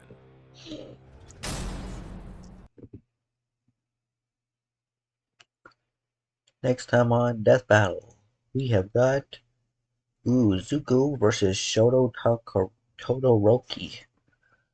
I'm going with Todoroki. Freaking icy hot from My Hero Academia, man. Dude he's impressive as shit. Zuko only has fire. You know, 2 elements, always better than 1. Plus, I mean, come on. Anime characters get their ass kicked on the show so often. You know, case in point, Kakashi just losing to Obi-Wan. Come on, give our anime characters a win, guys. Let Shoto beat Zuko. Or Zuko. Zuko, right? And for those of you who are going to say, like, oh, fucking Avatar is anime. It is not. It is not. It is a cartoon.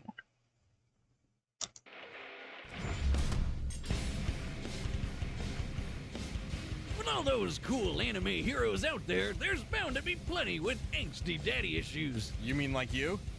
Don't be silly, Wiz. I'm not an anime character. Like Prince Zuko, the firebending hunter of He's the not an Avatar, anime character either. The Last Airbender. And Shoto Todoroki, the prodigal son of Fire and Ice from My Hero Academia. He's Wiz and I'm Boomstick. And it's our job to analyze their weapons, armor, and skills to find out who would win a death battle. Water, Earth, Fire, Air. The 4 elemental nations once coexisted peacefully.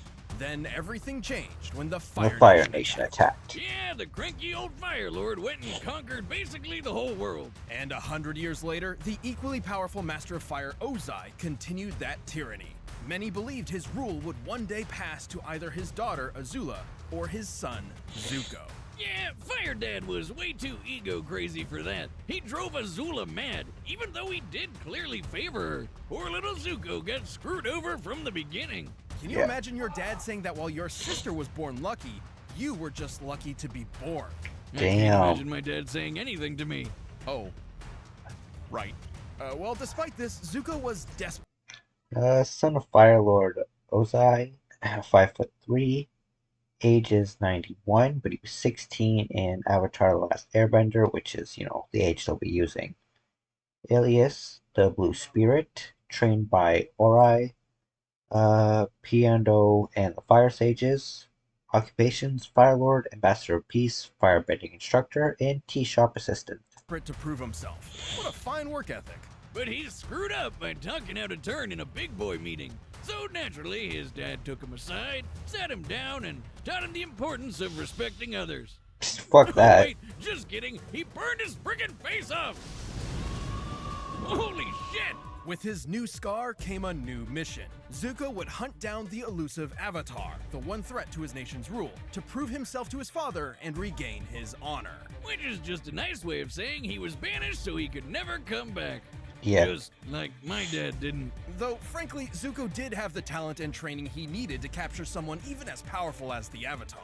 Damn right, he's a fighting pro. The dude's strong enough to shatter metal chains with a kick. He's super skilled with martial arts, dual swords, and, oh yeah, firebending. As a firebender, Zuko harnesses the light of the Dancing dragon style inspired by the northern Shaolin Kung Fu techniques: blazing rings, breath of fire, dragon fire, fire blade, fire bomb, fire stream, fire whip, fire ball, jet propulsion, and lightning redirection.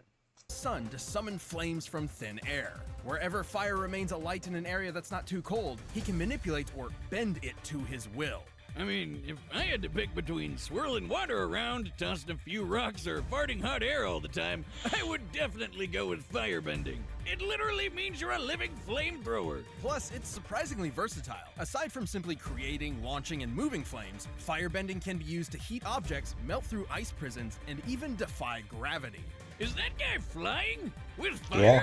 Awesome! How does that even work? Well, for every action, there is an equal and opposite reaction. Newton's third law. By creating a rapid series of explosions an inch or so away from the palm, the air in between the hand and fire is launched toward the user, thereby creating propulsion. Yeah, firebending isn't just about creating fire. It's about creating a bunch of it. So Zuko can make large, long-lasting walls of flame to protect himself and keep enemies at a distance. That stuff's hot, you know. Yeah, it's fire. You know, Duh. I've actually rigged up my arm to replicate the technique of fire. Oh, nice. Dummy, if you'd please. Another test. How? Oh, what the fuck? Dummy's here all of a sudden. What? Okay, hold on. I didn't skip in any episodes, right? Yeah, no, so... right between these two, then, must have been Beerus and Galactica, and that must have been where Dummy got introduced.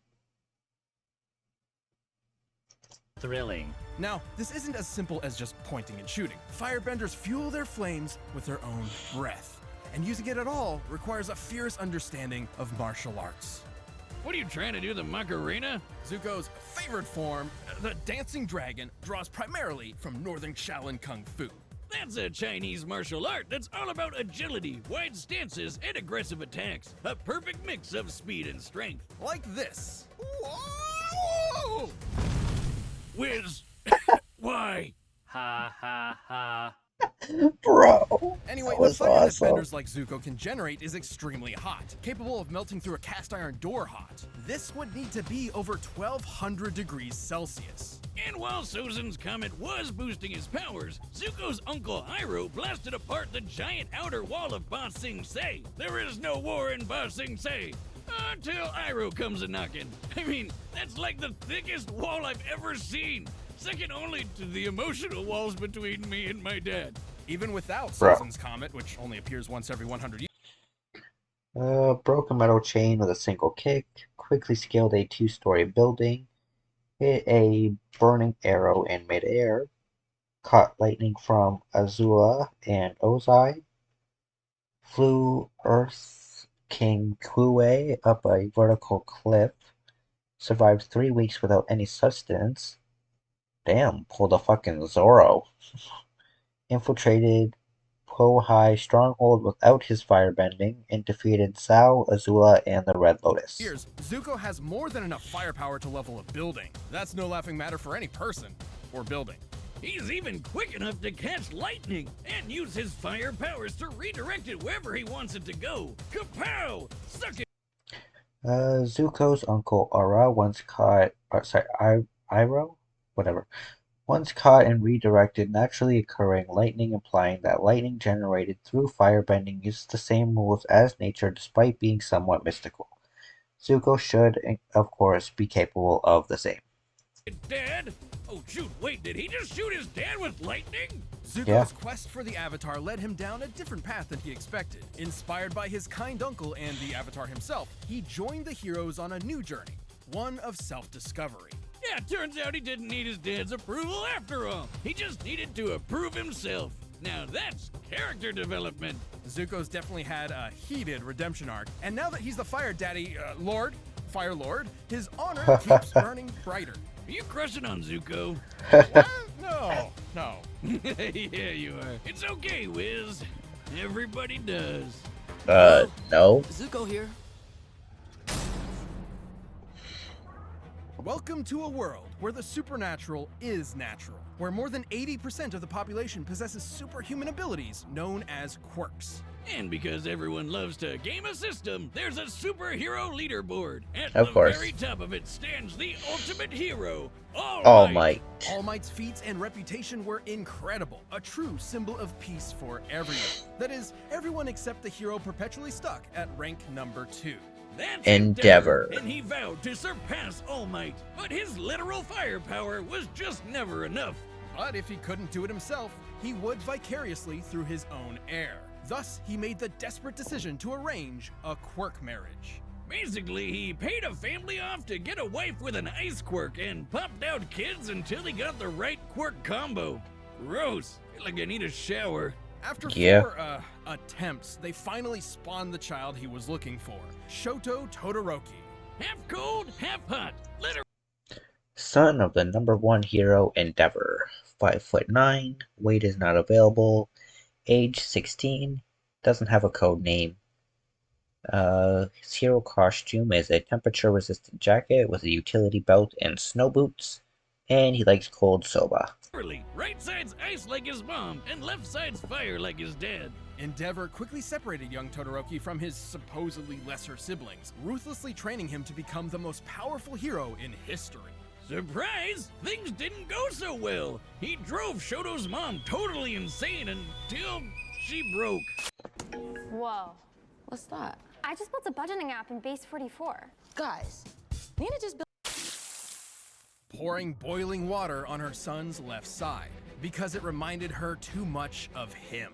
Okay, this is getting super heavy for a colorful cartoon about superpowers and frog people. Fortunately, Todoroki. Bro, this shit gets heavy all the time. Like, when it first came out, you watch the first, season, and it's like, okay, nothing too dark. And then, bro, season 2 hits you with his daddy issues. Season 3 hits you with fucking the attack on the camp and shit. Oh my god.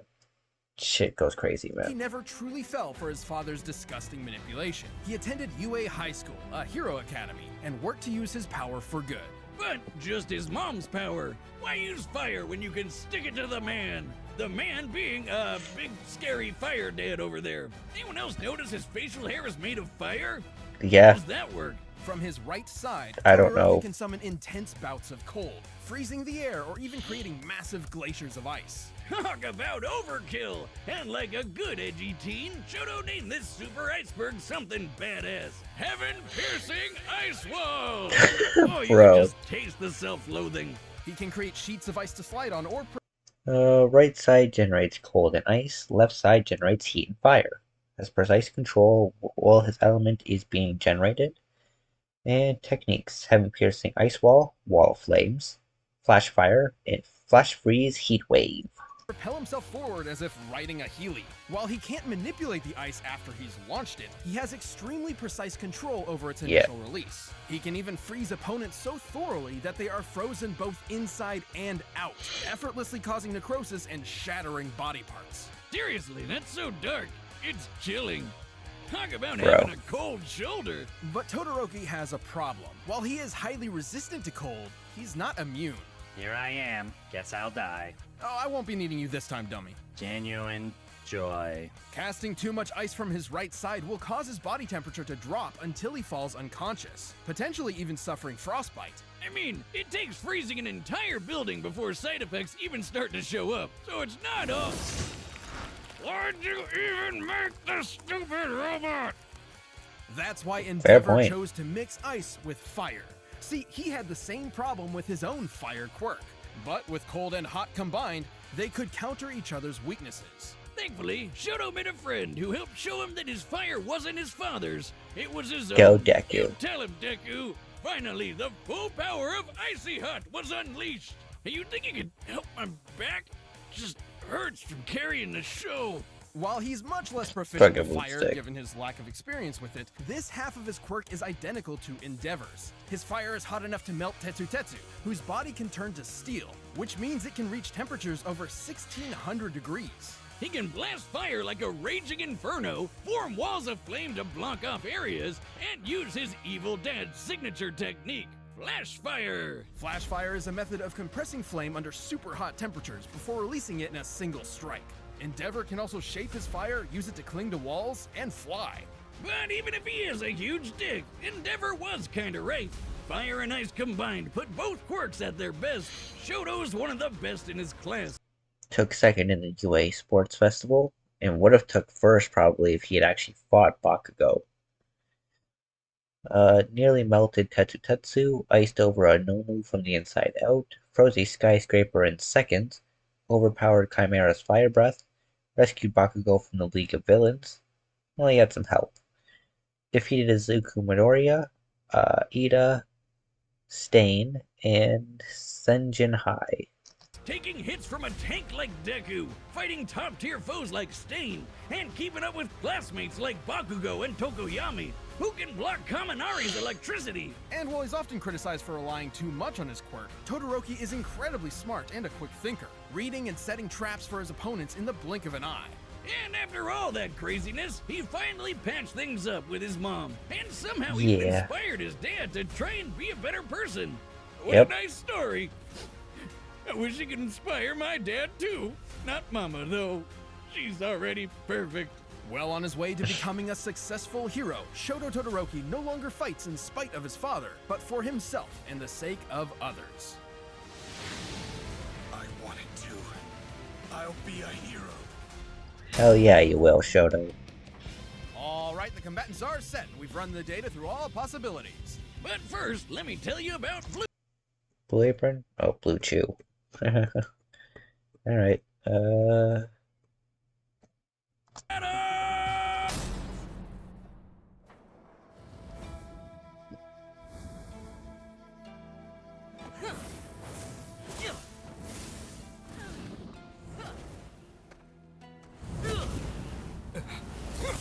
what a dick. A villain? You'll pay for that. No, wait. I'm not the bad guy here.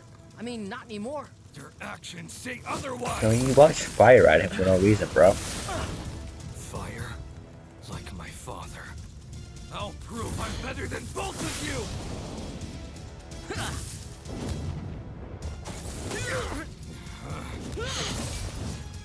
What's the matter? Melting under pressure? The fucking puns, man.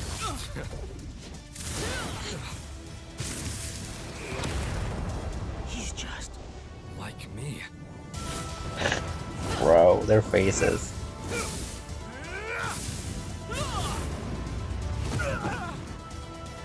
Come on, Shoto. Anime characters need a win here.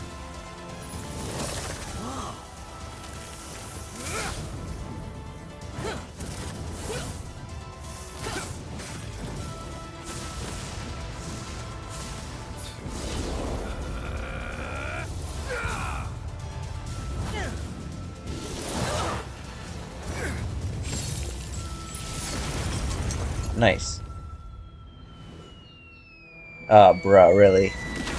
No, my cabbages! Why? Never intended to finish you with fire. You could obviously block it, but not this. It's over. I don't think it is.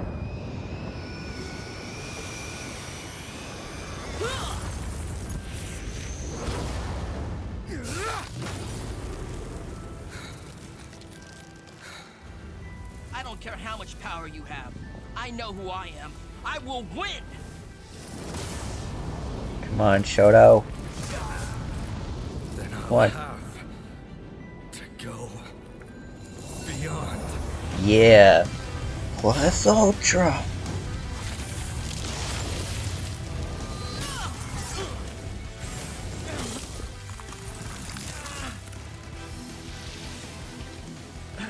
end him. I am the Fire Lord. I will win this for my honor.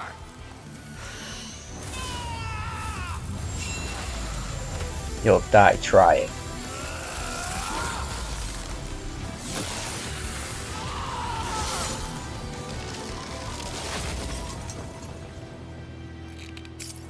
Got his ass.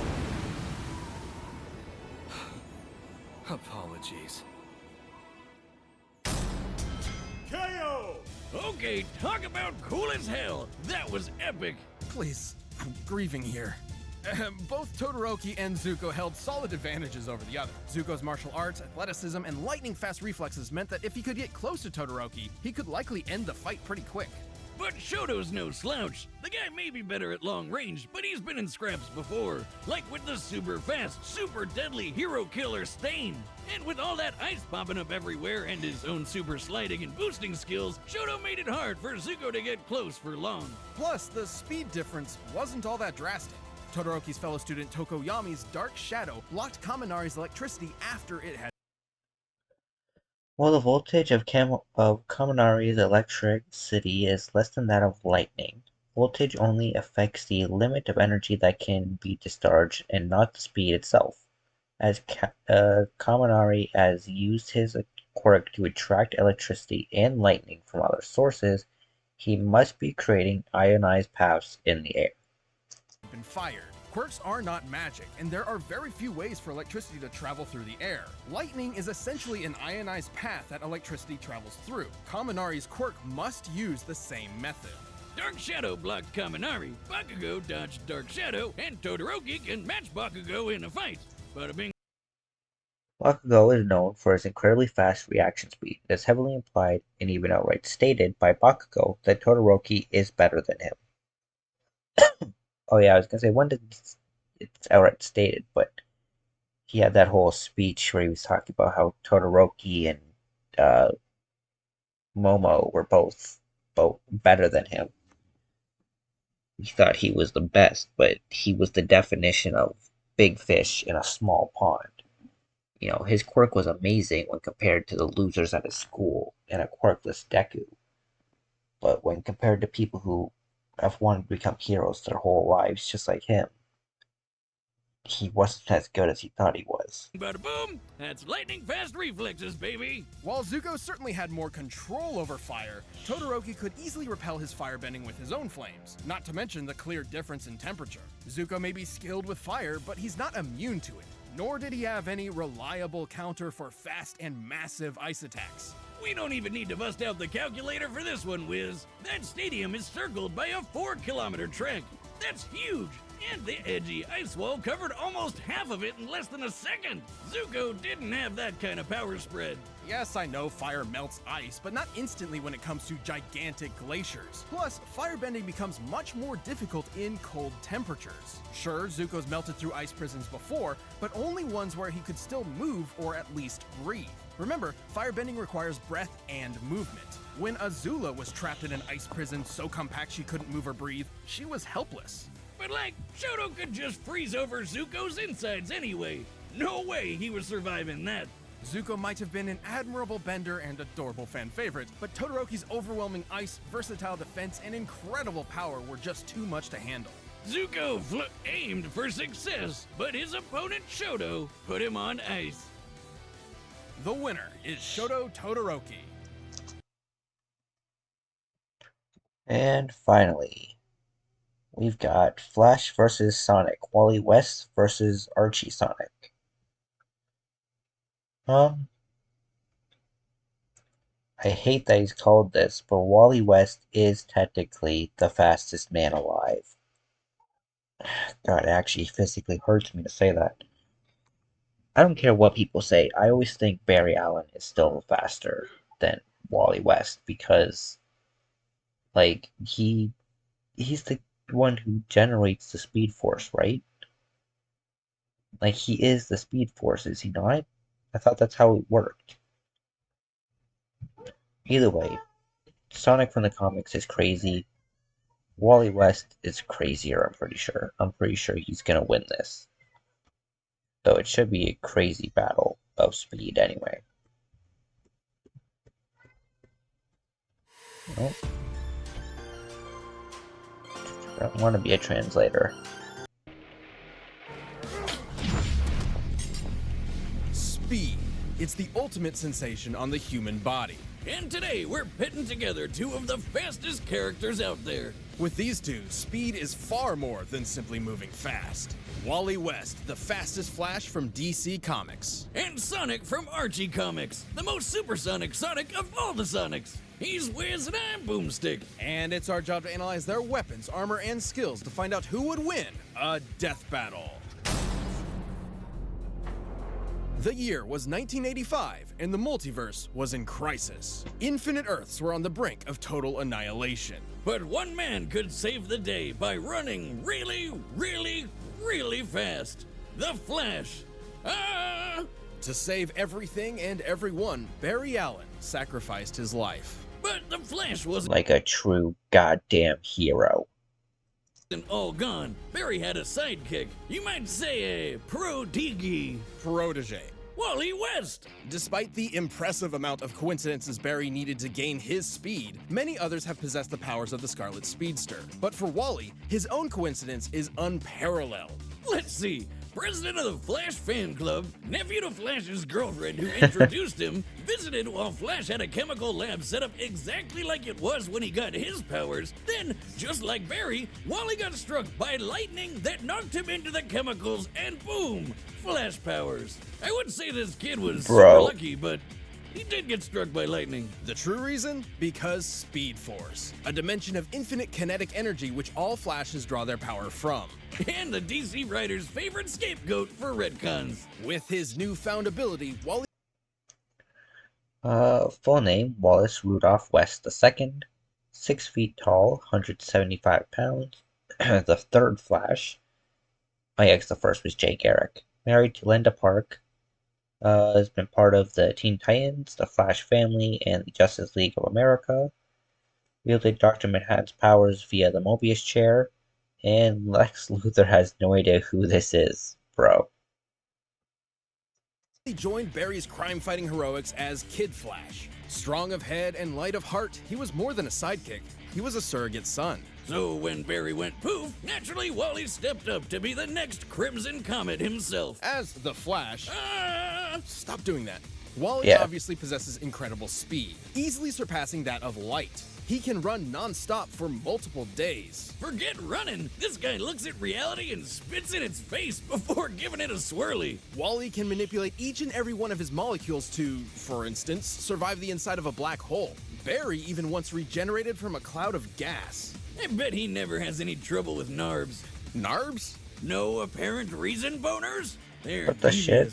Always pumping up where you least expect them. Wally can create tornadoes, toss lightning, and heal from deadly blows. These techniques are rooted in scientific theory and often require a mathematical mindset. For example, by vibrating his body at very precise frequencies, he can turn invisible, phase through objects, tear things apart while phasing through them, and even enter fourth-dimensional space. So you're saying he'd never be able to do any of this if he was dumb? Well, that's exactly what I decided to find out when I laced your beer with cosmic kinetic energy. It'll take you later. With a touch, Wally can steal another... I don't know if that was a good idea.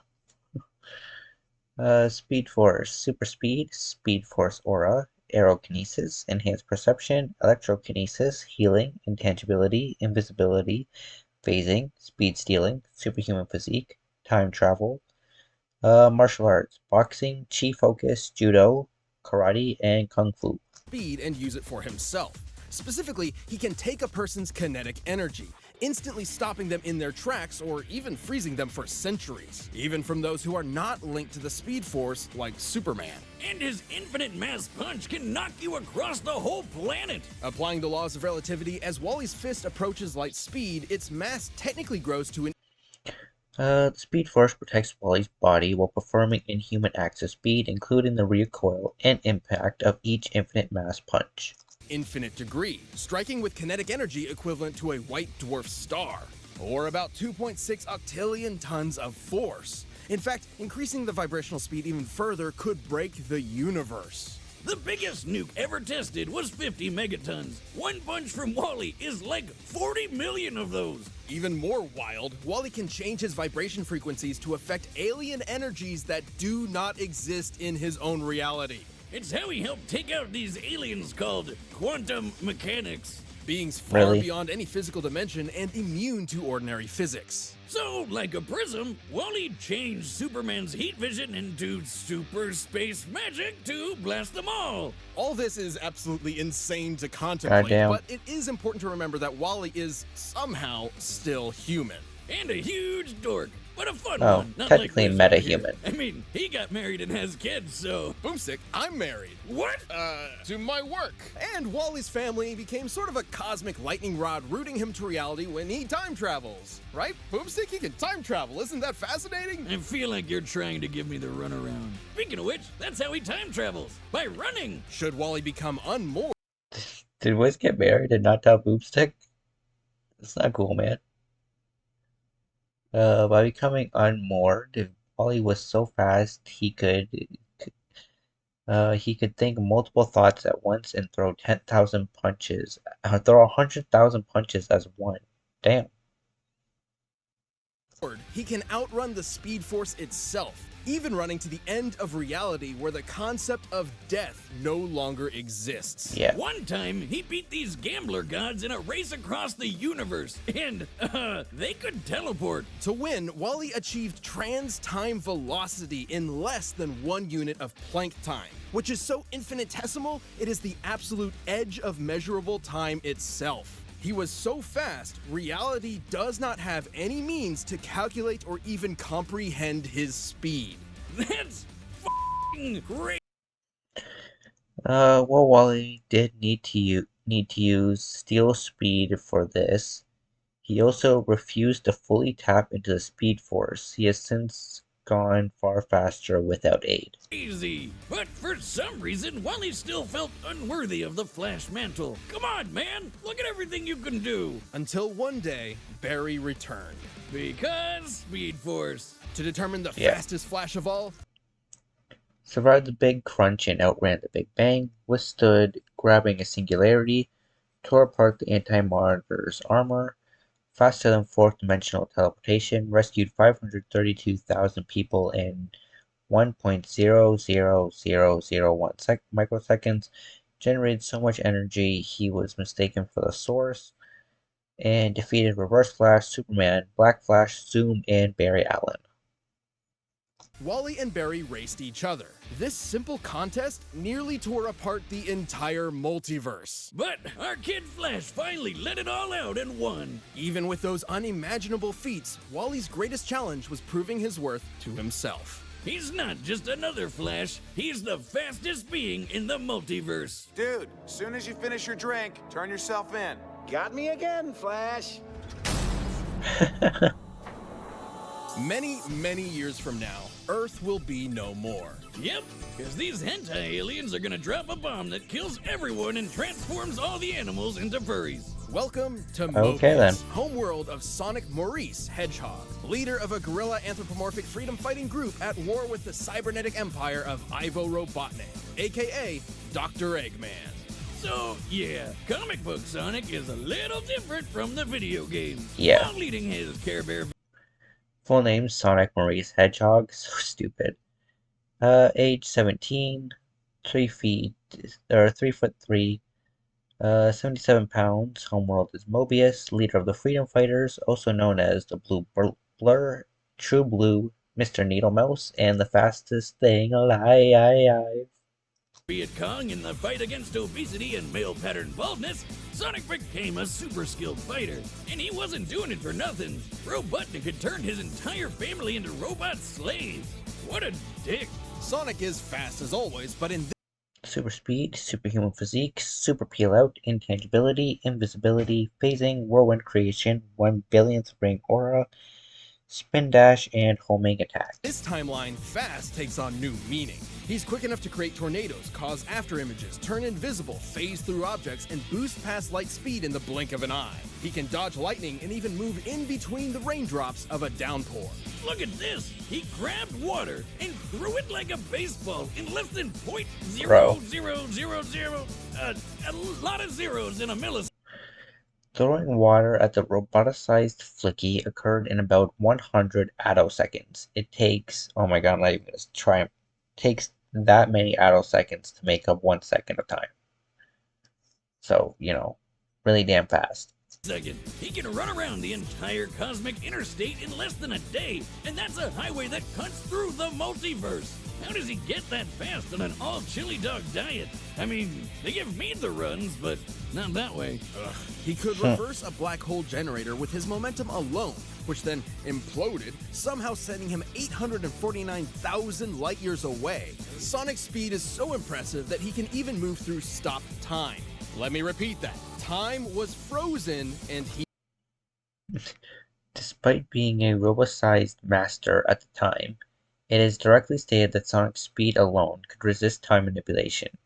In the Archie continuity, Wily's robots cannot resist Flashman's time stopper. Time Man's time slow may not have been enough, but my time stopper will keep you still long. And then he's just fucking, he's talking shit. And then just, no, that's not possible. Even move through stopped time. Let me repeat that. Time was frozen, and he could still move. There is no earthly method of measuring such impossibility. In the words of the comic itself, Sonic's speed is incalculable. I know the Archie Sonic comics can get weird, like really weird, but that's just crazy. Hold on, what? Can get weird, like really weird. Bro, what the fuck? But that's just crazy. You call it crazy, I call it chaos. Just like my conception, I'm told.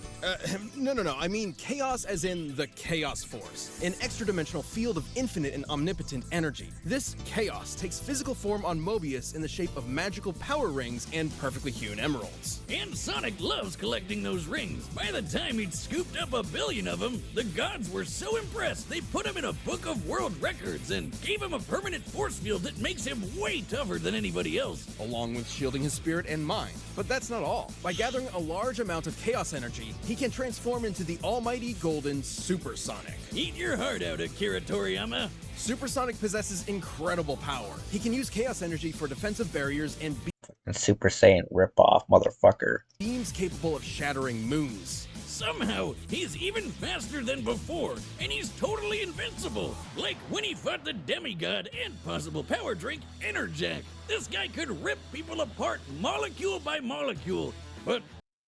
Whoa. What's that? I just built a budgeting app in Base 44. Guys. Skip. No dice with Super Sonic. Like the video game, Sonic's superforms have a time limit, and now this limit can even be cut short through overuse of power. However, he battled Enerjack from day into night. Supersonic's extended duration here may be due to his use of the Master Emerald, which is 11 Chaos Emeralds combined. Other instances last a shorter amount of time. So it must be able to naturally last much longer than the games, potentially over an hour. But that's not even his final form. If he's got something as good as a Super Emerald around, he can go Ultra. Ultra Sonic appears to possess all of Supersonic's abilities and then some. Specifically, he can tap into the raw magic of chaos. Yeah, there's a bunch of wizards running around Archie Sonic Land, like this mammoth mogul guy. Turns out they're all using the same Chaos Force. Ultra Sonic can manipulate matter at an atomic level, changing its fundamental makeup. Turning air to water, moving rocks around, opening portals across space-time, that kind of stuff. But while he's never changed other living beings before, it's not totally out of the question. Right, dummy? You're correct, Boomstick. Although Ultrasonic is not as proficient, this ugly monster wizard uses the same chaos magic, and he changed a partial robot rabbit into a full regular rabbit. A sentence so absurd, it likely damaged my internal processor. Don't worry, it was never great. I took it from a refrigerator. Ultrasonic has altered his own body to better traverse difficult terrain. With all this in mind, he could theoretically be able to change the molecular makeup of others too. Just like this. Ow. Oh shit. But if changing molecules isn't crazy enough, we need to talk about something even crazier. Chaos itself. Chaos magic is typically used for... Supersonic gives him flight, energy protection, positive energy aura, increased speed, and vulnerability. Ultrasonic gives him all of Supersonic's powers, plus atomic manipulation, dimensional travel and banishment, and elemental magics. And Chaos Control grants time travel and reality warping. One of three things: increasing physical ability, providing lost knowledge, and granting wishes. Like a freaking genie, Sonic's wish to reverse brainwashing, turn back time, revive the dead, and even rewrote all reality. Chaos magic has some limits. Acquiring knowledge takes intense concentration with vague results. Sonic could not recreate the Super Genesis wave on his own, and time travel does not include methods of previewing past or future events. In his whole multiverse with a Kamehameha Chaos Beam. Okay, if he can literally just wish his problems away, you'd think he'd have way less trouble dealing with a fat ginger named after breakfast food. Honestly, he rarely did, but Sonic's a glutton for adventure. Through the use of Power Rings, essentially accessible containers of chaos magic, he has restored speed previously removed from him, much to Silver's chagrin. In action. So over the years, he and the Good Doctor formed an unhealthy codependent relationship. Just like us. Life's not the same without his oval-shaped enemy to beat up on. So they're back at it every chance they get. Reversed the Quantum Dial, battled on par with Enerjack, ran so fast he sped up time, overcame Flashman's Time Stopper, obliterated his own with Hyper Knuckles, effortlessly resisted Finite's Mind Control Curse, used the Super Genesis wave to reset the multiverse, and defeated Robotnik's Super Scourge, Exis, Nigus, Solaris, and Dark Gaia. Come on, guys, just get a room already. But after being defeated so many times, both Eggman and Mogul independently came to the same conclusion. By collecting so many rings and emeralds over the years, Sonic has become a literal embodiment of chaos itself. As in, he's a variable that cannot be accounted for, a wrench in the cogs of reality. Without him even realizing it, fate been accounted for, a wrench in the cogs. I shall use small words so you can follow. Twice I've risen to godhood, and twice I've fallen in your presence. No matter what power I wield, the fates convene to ensure your victory.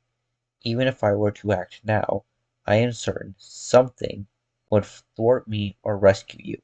It is a cosmic punchline that I won't quite weary of. Cogs of reality. Without him even realizing it, fate bends to him. Sonic survived Ground Zero of the Ultimate Annihilator firing upon itself. However, all of Mobius was erased for a moment and immediately restored, not just Sonic, as the weapon was programmed to only target Robotnik. It appears Sonic's billionth ring aura may have also transported him away from locations similar to Chaos Control warping. You know you're a badass when the most powerful Chaos Wizard out there decides the only way to beat you is to just wait until you die of old age. It's ridiculous, it's absurd, it's unexplainable. It's Sonic the freaking Hedgehog. Ooh, I like to hang, but I got a juice.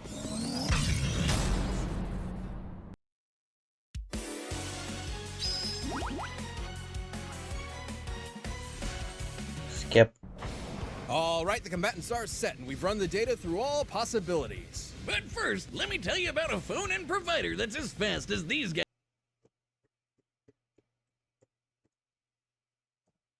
Oh! Here we go. That's a crazy-ass racetrack. You can outrun what? I'm the fastest man alive. Oh yeah, cherry flavored chump? I'm the fastest thing alive. Not for long. Come on, Flash. Wanna bite? What's the matter? You too slow? I like Barry better than you, but you better not lose to this fucking hedgehog.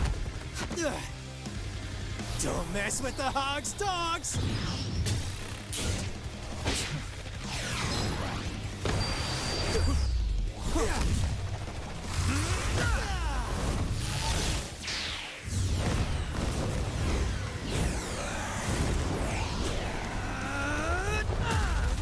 Yeah. Say, Uncle! Flash fact! I'm out of your league! Hell yeah. Thanks for the speed! Huh? A super emerald? I'll show you. Yeah, supersonic.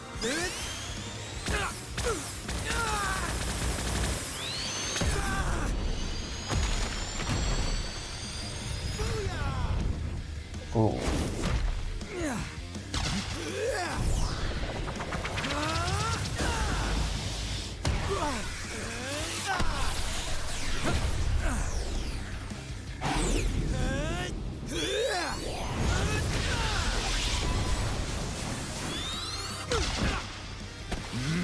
Okay, ultrasonic. Uh-oh.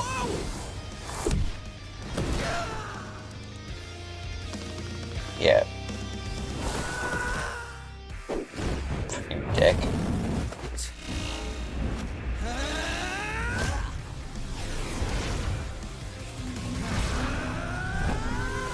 Time travel.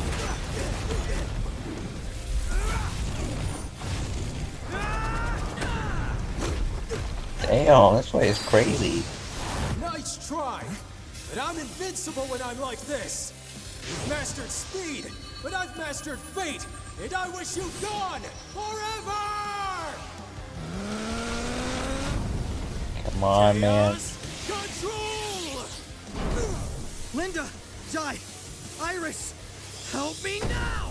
What about Barry, dick?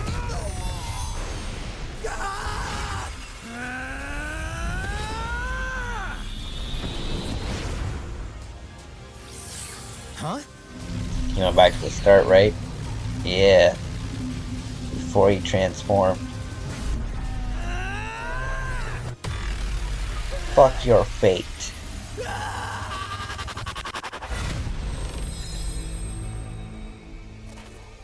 Hell yeah. Whoa. KO! So that happened. Yeah. What happened exactly? Well, this matchup was incredibly complex. Given their speeds were impossible to calculate, speed alone was, ironically, somewhat of a non-factor in comparison. What was that? Sonic in his base form didn't... While Sonic has occasionally broken the fourth wall, he has not done so to benefit himself or others in a fight or other serious situations. These rare moments are likely nothing more than non-canon gags. Really stand a chance against Wally. Sure, he did seem to survive being launched 849,000 light years into an alien planet by a black hole imploding. However, considering he's been knocked out by far less, black holes are already imploding stars, and it seems some snow also inexplicably survived the trip. It's probably more likely the black hole acted as a sort of wormhole in its last moments and sent Sonic directly there. But if we assume Sonic was indeed blasted through space, a black hole's last moment usually results in an abrupt detonation equivalent to 5 trillion tons of TNT. Impressive, but the infinite mass punch could still deliver over 2 quadrillion times more power. But Sonic's super forms were a different story. They had answers to almost all of Wally's skills. His chaos energy could replenish stolen speed, he was invincible, and he had friggin' wish powers. Personally, I was expecting the opposite result. Against almost anybody else, Archie's version of Sonic is practically unbeatable. But across a greater percentage of possible scenarios, Sonic's attack on the robo-sized Flicky took 100 attoseconds. Barry Allen claims he can perceive events that occur in less than a single attosecond, and Wally is proven to be faster. The Flashes have many more impressive feats of processing complex information instantly, such as learning construction and assembling a building within mere seconds. Wally just happens to be the exception. He had every counter he needed to. The speed steal wouldn't stop Supersonic, but Wally still got that stolen speed for himself.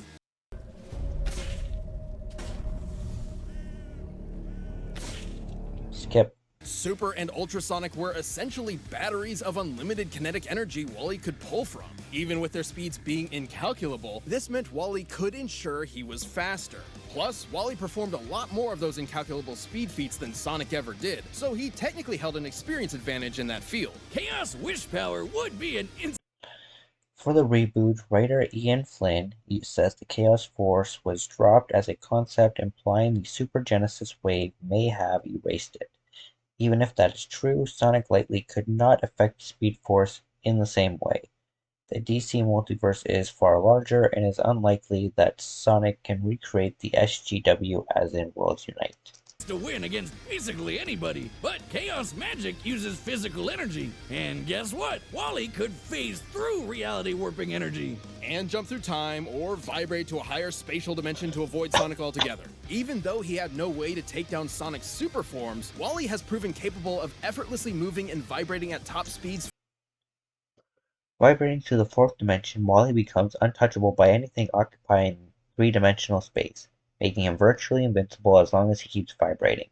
He must maintain vibrations at all times while time traveling, and can do so at length without any issues. For days on end. So it wasn't too hard for him to just wait out the super forms and strike at the first good opportunity. And when it came to Ultrasonic's ability to alter atomic structures, Wally possessed perfect control over his own individual molecules. But hey, Sonic's the embodiment of...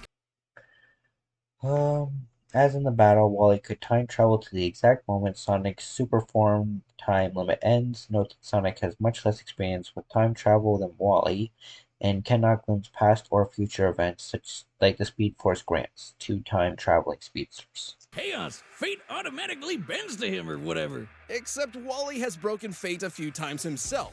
The best example being when he ran to the end of reality and forced the concept of death itself to die. Because Speed Force. Supersonic and Hyper Knuckles once destroyed a zone, and Negus merged the Void and Zone of Silence together. However, these zones were shown and described as small pocket dimensions, not complete universes. Simply put, Sonic's hypothesized nature as an anomaly in reality just wasn't enough protection against someone who could also break the rules of reality.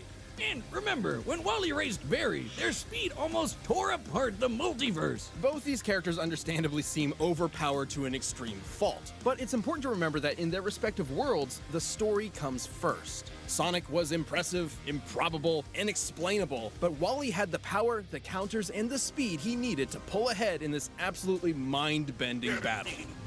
Oh, the drink is kicking in. Whiz!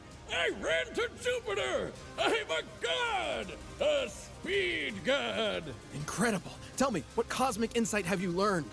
Just one thing! Well, Sonic didn't know it. The writing was on the wall, E! The winner is the Flash. Alrighty. You guys know the drill by now. Go to Death Battle, check out their videos, you know. Give me a like and subscribe. You know, if you're liking the videos, subscribe. It will tell you when I post new ones, guys. That's all I can really say. I don't know how else to convince you, really. Anyway, have a good one, guys. Peace out.